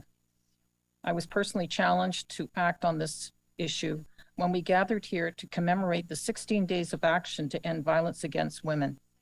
Members of the Ottawa Women, Life, Freedom campaign approached me and invited me to an event depicting the horrors going on in Iran in graphic detail. And I was there with my colleague, Councillor Carr, who I thank for joining me. That event left me with no choice but to do something, and this is the least we can do. I want to thank Councillor Troster as well for seconding the motion and working with me to initiate this response in her ward. I ask you to join me in supporting this motion. Thank you. Thank you, Councillor Kavanaugh. Councillor Luloff. Everyone in Canada abhors the treatment of women and minorities in Iran. This is something in a free and democratic society that I hope we can take as a given. Here we stand for equality, we stand for tolerance, and we stand for respect. We stand for justice. We stand for liberty and democracy. The barbarous, backward, bellicose, belligerent band of thugs that administer the current regime cannot be condemned enough. Disgusted by the treatment of women and the death of innocents at the hands of terrorists and of a similar repressive regime, I enlisted in the Canadian Armed Forces and fought in a neighboring country in 2008. And I've seen firsthand the horrors ongoing in the region. So this is something that I understand deeply and personally.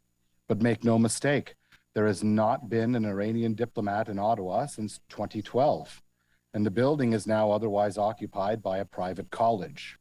There are no Iranian Canadians frequenting this building for diplomatic support. There will be no constant reminder of the disgusting actions taken by the Iranian government in any meaningful way by the placement of plaques on Metcalfe. On January 8th, 2020, Ukraine International Airlines Flight 752 was shot down minutes after taking off from Tehran by an Iranian surface-to-air missile. 55 Canadian citizens and 30 permanent residents were among the 176 people killed in this national tragedy. There was no movement to place a commemorative plaque at this time. There was no movement to rename Sussex for Jamal Khashoggi. There was no movement to rename Charlotte after Alexander Litvinenko. There was no movement to rename Argyll after Ahmad Shah Massoud. Let it be known that we abhor the treatment of women and minorities and all barbarity taking place the world over in totalitarian states such as Iran, Russia, North Korea, and elsewhere. But no amount of thoughts and prayers and plaques will change any of it, and none of it will be visible to the intended audience. Canada continues to export over $300 million worth of product and services to Iran, and imports approximately $25 million worth of products and services from Iran. A country cannot in one breath call Iran a pariah and in the next conduct business as a partner. So if our municipality wishes to express our anger and disgust at the current situation in Iran, so be it. And if we wish to prescribe further sanctions, all the better. I have a deep respect for the movers of this motion, but the well-intentioned, therefore be it resolved clause, asking to spend money on a ceremonial naming of a street block that has been irrelevant to the desired recipient for over a decade is a useless endeavor, regardless of the symbolism. It's like sending an angry text message to an old friend's out of service number. They're not going to get the message, no matter how good it feels to do so. Thank you, Councillor Luloff. Councillor Troster. Thank you, Mayor. I'm very proud to support this motion put forward by Councillor Kavanaugh. And I also just want to clarify that the ask for this ceremonial renaming, it did come from groups of Iranian women in Ottawa. And even though the site is not currently being used as an embassy, it has been the site of protest. There were chalk messages and other displays that were placed there by protesters. So this is a demand that is coming directly from the community, specifically panned settlement services and women life freedom. Councillor Kavanaugh has already spoken wonderfully to the core issues at hand, but I want to touch on Mahsa Amini herself. Gina Mahsa Amini was a student who had hoped to become a lawyer after finishing her studies. Her family described her as shy and reserved and not interested in politics. And she was 22 at the time of her murder by Iran's morality police. Her name and image have been disseminated worldwide as a symbol of the current fight for a free and equal society, as so many Iranians have been able to look at her and see themselves or their sisters or their cousins reflected. Councillor Kavanaugh and I have already received many emails thanking Councillor Kavanaugh for putting this motion forward from Iranian women who live here in the Ottawa community. So I understand just because we did not commemorate other tragic losses due to this murderous regime doesn't mean we can't do so now. So I would strongly recommend and ask my council colleagues to support this motion today. Thank you very much. Thank you, Councillor Troster. Councillor Lowe. Thank you, Mayor. May I suggest a friendly amendment to the second, therefore be it resolved? That stretch of Somerset Street is actually Somerset Street West. That's actually the only, and while I'm at it, I guess I'll be that guy and say McLaren, it's MACLAREN. That's all. Yep, we can make that change. Thank you, Councillor Lowe, for your editing and proofreading abilities. Thank you. Okay. I don't see anyone else with their hand up. Is the motion carried? Obvious dissents. Dissent. Okay. We're noting 2 dissents. Thank you. Is it 3? 4 dissents, Mr. Mayor. I'll dissent as well, based on Councillor Luloff's comments. Okay. Dissent on point 2. Pardon? Dissent on the second point. Okay. Did you get all that? Yes, I have Councillor Hubley, DeRuse, Luloff, Lowe, and Duda.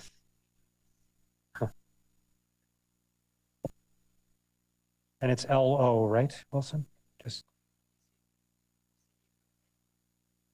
nothing. I'm joking. Okay. Next motion is from Councillor Kitts. Councillor Kitts?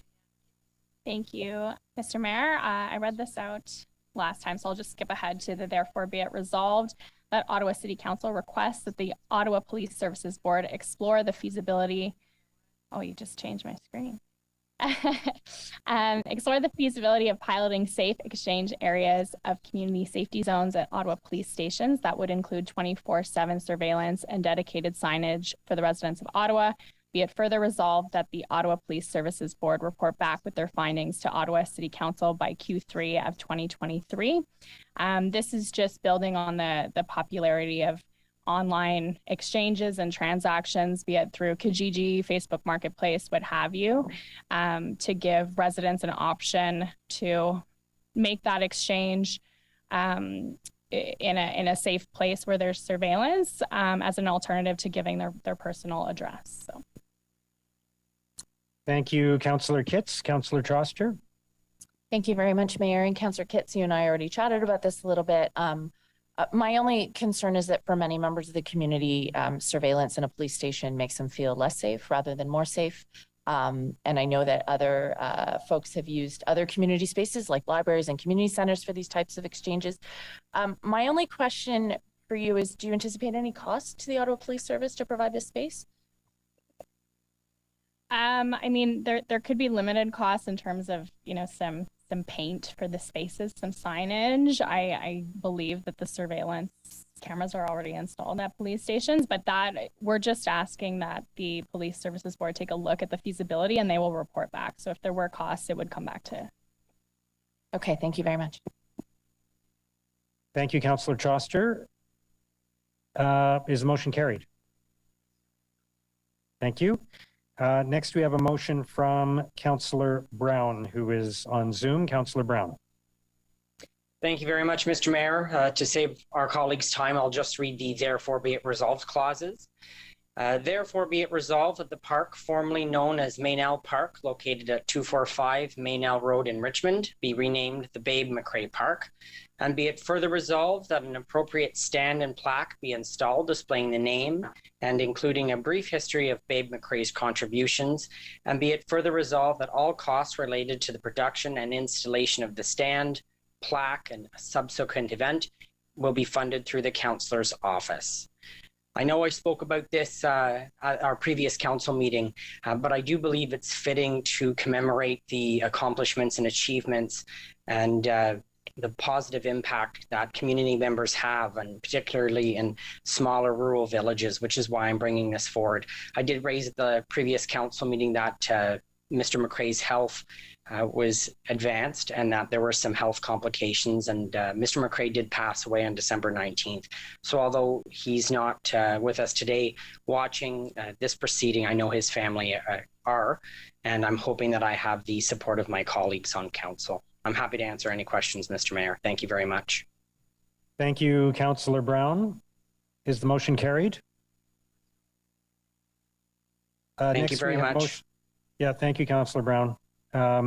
Next, we have motions requiring suspension of the rules of procedure. First, a motion from Councillor Tierney, seconded by Councillor Luloff on a commemorative naming. On suspension of the rules is carried. Councillor Tierney.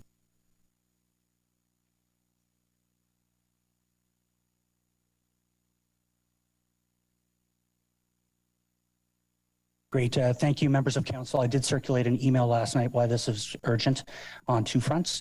So the one that's in front of us here. Okay, perfect. Thank you. Whereas on July 24th, 2002, City Council approved and amended the commemorative naming policy. Whereas in keeping with the powers set in the Municipal Act of 2001, Council may assign a commemorative name by resolution notwithstanding the provisions included within the commemorative naming policy, whereas Ray Koleski has been an outstanding community leader in Beacon Hill in the city of Ottawa, whereas Ray Koleski has been at the forefront, leading numerous initiatives, benefits to the community over the past 50 years.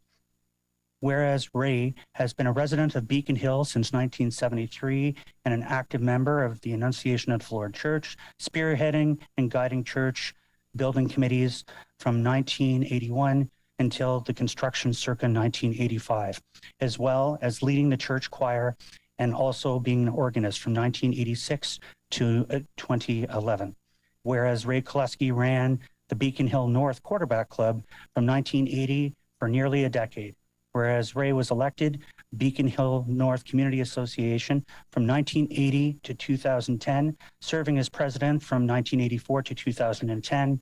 Whereas Ray Koleski served on the 8th Gloucester Scouts Executive Board from 1982 to 1988, whereas each Canada Day, Ray never missed the opportunity to show his fierce patriotism by bringing his parliamentary Peace Tower flag to the Beacon Hill Community Association Canada Day celebrations. Therefore, it be resolved that the space in the Beacon Hill North Community Centre, located at 2130 Radford Court, be named Ray Koleski Room. Be it further resolved that the appropriate plaque be installed and displayed in his name and include a brief history of Ray Koleski's contributions. Be it further resolved that the costs related to the production and installation of the plaque and subsequent events be funded through the councillor's office. Thank you, Councillor Tierney. Is the motion carried? Thank you. Next, we have another motion from Councillor Tierney on suspension of the rules. Is that carried? Thank Councillor you. Tierney. And sorry, people are watching, so I do have to read this. I do apologize, but I'll make it very brief. Whereas on July 24th, 2002, City Council approved and amended the commemorative naming policy, and whereas in keeping with the powers set in the Municipal Act of 2001, Council may assign commemorative naming by resolution, notwithstanding the provisions included within the commemorative naming policy, and whereas Bob Rainboth, captain of the Ottawa Fire Service and a tireless volunteer through the City of Ottawa in many ways, including with the Rideau Canoe Club for 10 plus years, the Hockey Eastern Ontario coach for 8 years, referee for 4 years, whereas Bob Rainboth has been an active member of the Ottawa Fire Service Band since the age of 16, is instrumental in raising funds for fallen firefighters memorial for both the City of Ottawa and the national ceremonies, giving selflessly his time in arranging the Ottawa Fire Service members' funeral arrangements, and whereas Bob Rainboth has been at the forefront of leading numerous initiatives to benefit the community, including over the past 25 years, the parade chairman, organizer, and integral part of the Orleans Santa Parade of Lights, and an annual Christmas parade attended by over 300,000 kids, young at heart, which raises money for charity and provides gifts for those who would otherwise be unable to afford them. Whereas in his spare time, Bob works as a consummate and capacity board member in 2-term councils, Conseil de l'École Catholique du Centre-East, Ward 7 trustee, acts as a protocol officer for the Ottawa Fire Service, and the Ottawa Resource Center volunteer, a board member, while somehow finding some other ways to lend hands with friends, whereas Bob Rainboth has been recognized in the Order of Canada, the Governor General Sovereign Medal for volunteers for all his service. Therefore, be resolved that Acres Park, located at 2193 Acres Road, be renamed to Bob Rainboth Park. Be it further resolved that the appropriate stand and plaque be installed displaying his name, include a brief history of Bob Rainboth's contributions. Be it further resolved that the costs related to the production of the installation of the new sign be funded through Ward Cash in Lieu of Parklands account. Be it further resolved that costs related to the production and installation of the stand, plaque, and subsequent events be funded through the councillor's office. And thank you for the time today, folks. Thank you, Councillor Tierney. Is the motion carried? Councillor Dudas has a motion seconded by Councillor Bradley on National Health and Fitness Week on suspension of the rules. Is that carried? Councillor Dudas? Yes, thank you, Mr. Mayor. I'm happy to read it through, but I suspect you guys all get the gist of it. The city does provide many incentives over the course of the year to encourage people, and particularly youth, to be involved and active and healthy. So I'm going to read the therefore be it resolved that City Council declare February 6th to February 12th, 2023 National Health and Fitness Week in Ottawa, and be it further resolved that City Council approved that the city offer 2-for-1 public skating at city operated rinks and 2-for-1 admission at city operated weight and cardio rooms on Saturday, February 11th, 2023 in recognition of 2023 National Health and Fitness Week. Thank you, Councillor Dudas. Councillor Brockington. Thanks, Mayor, and thank you to my colleagues for moving this motion.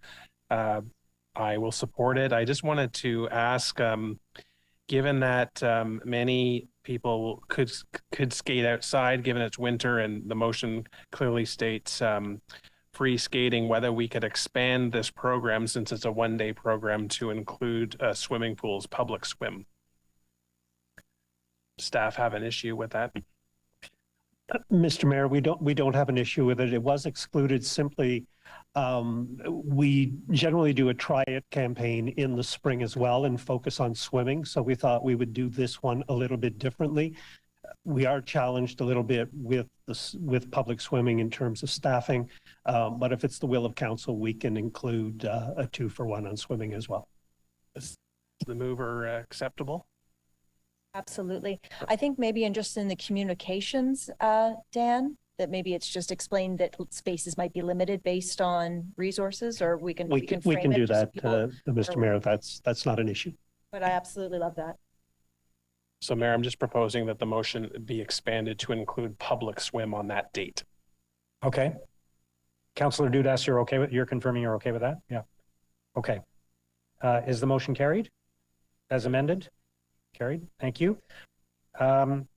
Next, we have a motion from Councillor Curry, seconded by Councillor Carr, regarding recruitment for the Police Services Board on suspension of the rules. Is that carried?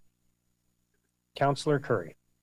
Thank you. Whereas the city's public member recruitment process recently closed, including recruitment of the public member of the Police Services Board, and whereas the Ottawa Police Services Board, the board, is legally responsible for providing governance and oversight to the Ottawa Police Service and for ensuring the provision of adequate and effective police services in the City of Ottawa under the authority of the Police Services Act, the Act, and whereas Ontario Regulation 399, adequacy and effectiveness of police services, is anticipated to be superseded by the Community Safety and Policing Act 2019, which will impact the governance of the board and require increased transparency and specific expertise.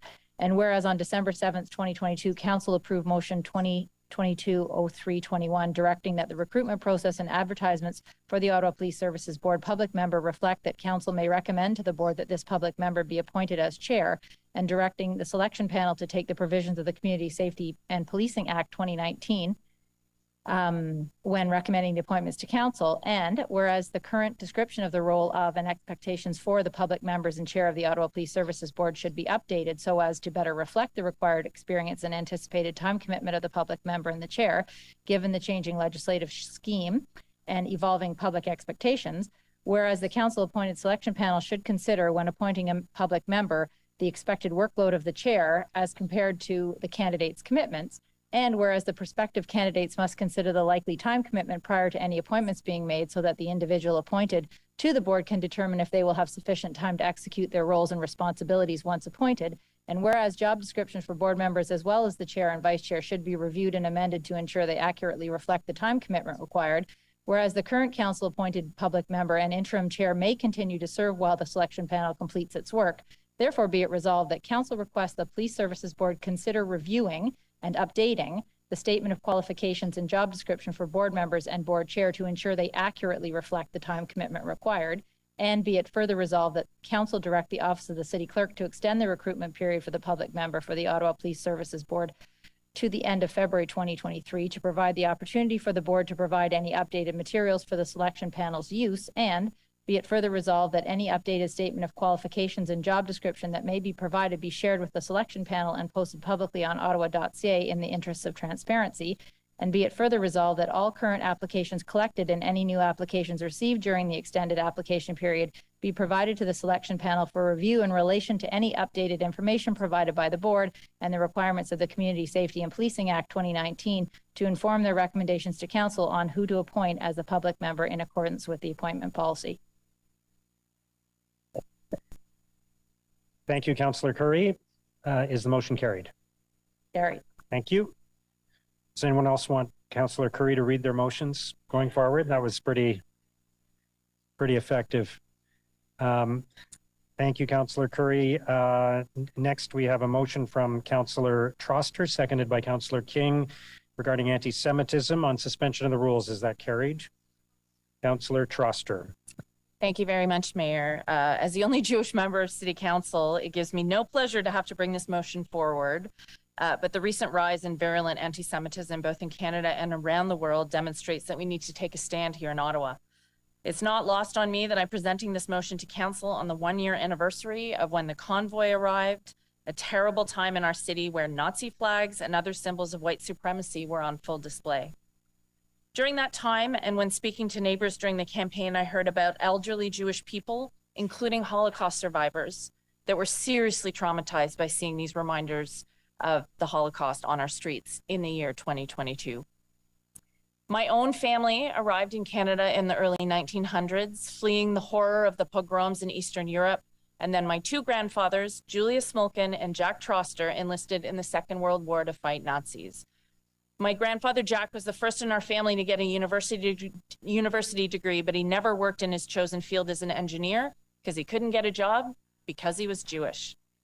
When I grew up in the 80s and 90s, I always thought anti-Semitism was a relic of the past, but now we see stars with millions of followers spouting dangerous conspiracy theories about Jews controlling the banks and Hollywood, an old trope that is no less true now than it was 200 years ago. My family doctor and friend, Dr. Neely Kaplan-Mirth, is dealing with terrifying anti-Semitic threats on a daily basis, all because she's been a relentless and effective advocate for vaccination and public health measures during the COVID pandemic, and also happens to be Jewish. I'm appealing to all of my council colleagues to support the motion I'm about to read today. It would demonstrate tremendous solidarity with Jewish people and send a strong statement that our city will not stand for anti-Semitism, racism, and white supremacy. Never again. I think I'll just read the be it resolved clauses, if that's okay. So therefore, be it resolved that the City of Ottawa formally denounce anti-Semitism in the City of Ottawa. And be it further resolved that Council direct the City Manager and the Director of Human Resources to ensure that the city's diversity and anti-racism training include anti-Semitism moving forward. And be it further resolved that the Mayor proclaim January 27th as International Holocaust Remembrance Day in the City of Ottawa to commemorate this day and to create greater public understanding and awareness of this horrific period in history from 1933 to 1945. And be it further resolved that the city consider illumination in yellow of City Hall to honor International Holocaust Remembrance Day in 2024 as a symbol of this commitment. Thank you. Thank you, Councillor Troster, and thank you for your hard work on this in collaboration with Councillor King and with my office. Councillor King. Thank you, Your Worship. And I'd also like to thank Councillor Troster for introducing this motion that unequivocally condemns expressions of racial and religious intolerance that incite and normalize hostility towards Jews. As a council, we must strongly condemn the increasing incidents, threats, and explicit expressions of anti-Semitism that have intensified across our city, including in our schools. These incidents reflect ideologies of intolerance and hate that are systemic and long-standing. In recent months, however, there has been a noticeable escalation of anti-Semitic rhetoric and symbolism throughout the city and country. Recent statistics in Canada have shown that religious-motivated hate crime is up by 67%, and that incidents of anti-Semitism are up 47%. Indeed, Statistics Canada have found that police-reported hate crimes against Jewish people accounted for the high number of religion-based hate crime in Canada.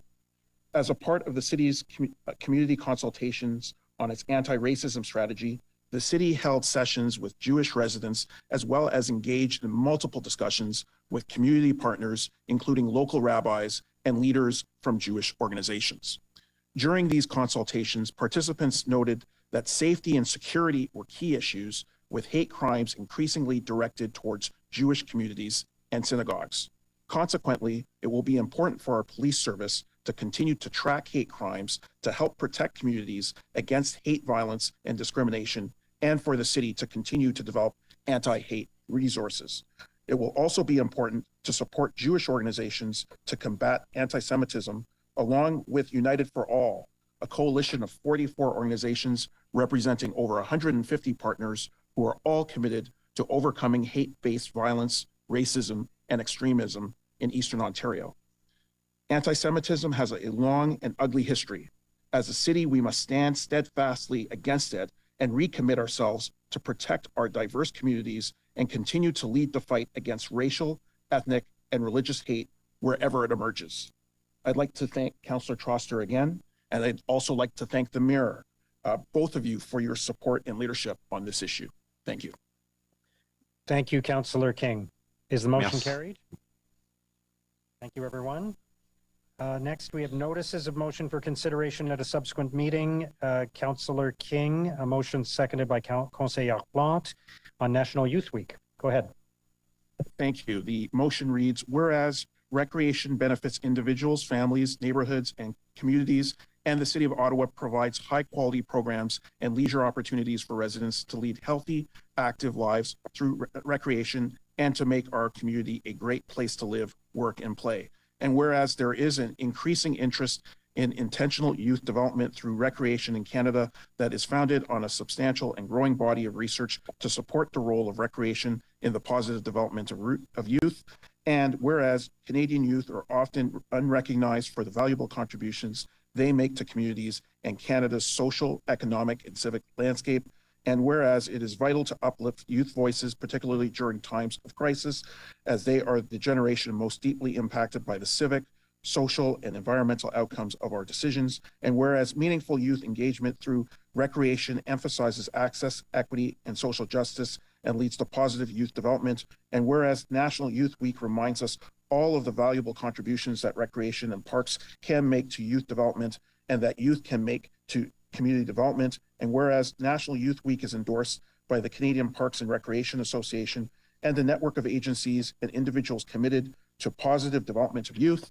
And whereas National Youth Week has existed for over a decade and continues to grow, and many cities across Canada currently recognize the first week of May as Youth Week, including but not limited to Calgary, Toronto, Peterborough, Kingston, Edmonton, Regina, and Halifax. And whereas organizations including Youth Ottawa, Youth Services Bureau of Ottawa, YNRA, BGC, and Uniting for Children and Youth support recognition of National Youth Week in the City of Ottawa. And whereas youth throughout Ottawa have been working over the past 2 years to help designate the City of Ottawa as a UNICEF's child-friendly city in Canada, therefore be it resolved that in recognition of its benefits and values, and to provide a focal point within the year for increasing awareness concerning youth development, the City of Ottawa hereby proclaims April 29th to May 6, 2023 as National Youth Week. Thank you, Mayor. Thank you, Councillor King. Is the motion carried? Oh, no, actually, we're not voting on it. Sorry. My mistake. My mistake. It's a notice of motion. Forgive me. Yeah. Plot turns out to be a plot spoiler for our next council meeting. Okay, we have another notice of motion from Councillor Dudas, seconded by Councillor Gower. Go ahead, Councillor Dudas. Thank you, Mr. Mayor. Whereas on July 24th, 2002, Ottawa City Council approved the commemorative naming policy for municipal parks, streets, and facilities. Whereas the commemorative naming policy for parks, streets, and facilities guides the administration of the city commemorative naming program and the commemorative street naming. Whereas the naming program currently has a backlog of 28 approved commemorative names that have not yet been installed due to pandemic-related building closures and insufficient implementation budget. And whereas there is a municipal commemoration policy in development and expected to be brought forward to committee and council for consideration in 2023. And whereas this new municipal commemoration policy is expected to provide an overarching policy framework and guidance to commemoration programs in the city. Whereas there's been extensive research and community consultation in the development of the draft municipal commemoration policy, including with host nations, First Nations, Inuit, and Métis, and other equity-deserving communities. And whereas other large municipalities, such as Toronto and London, have placed a moratorium on their commemorative naming program to allow for extensive program reviews, whereas program reviews in other municipalities have resulted in changes to program perimeters that Ottawa may consider in its policy revisions. Therefore, it be resolved that a moratorium be placed on any new commemorative names for municipal parks, streets, and facilities. Be it further resolved that this moratorium include commemorative names brought forward by way of the formal program applications by motions to City Council. Be it further resolved that any commemorative naming applications that have already been received in full through the formal application process and if passed vetting may proceed for consideration and are not subject to this moratorium. And be it further resolved that following the adoption of the overarching municipal commemoration policy, staff prepare a report recommending a revised commemorative naming policy for parks, streets, and facilities that is more inclusive, comprehensive, and sustainable. Thank you, Councillor Dudas. Let's move to item 20 on the agenda, motion to introduce bylaws. Councillor Menard. Motion to introduce bylaws. Thank you very much, Mayor. That the bylaws listed on the agenda under motion to introduce bylaws, 3 readings be read and passed. Is the motion carried? Carried. Confirmation bylaw, Councillor Menard. That the following bylaw be read and passed to confirm the proceedings of the council meeting of January 25th, 2023. Is motion carried? Carried. Are there any inquiries? No? Motion for adjournment, Councillor Menard. No inquiries? Okay. That the proceedings of the City Council meeting of January 25th, 2023 be adjourned. Motion carried? Carried. Thank you, everyone. Have a great evening. Merci beaucoup.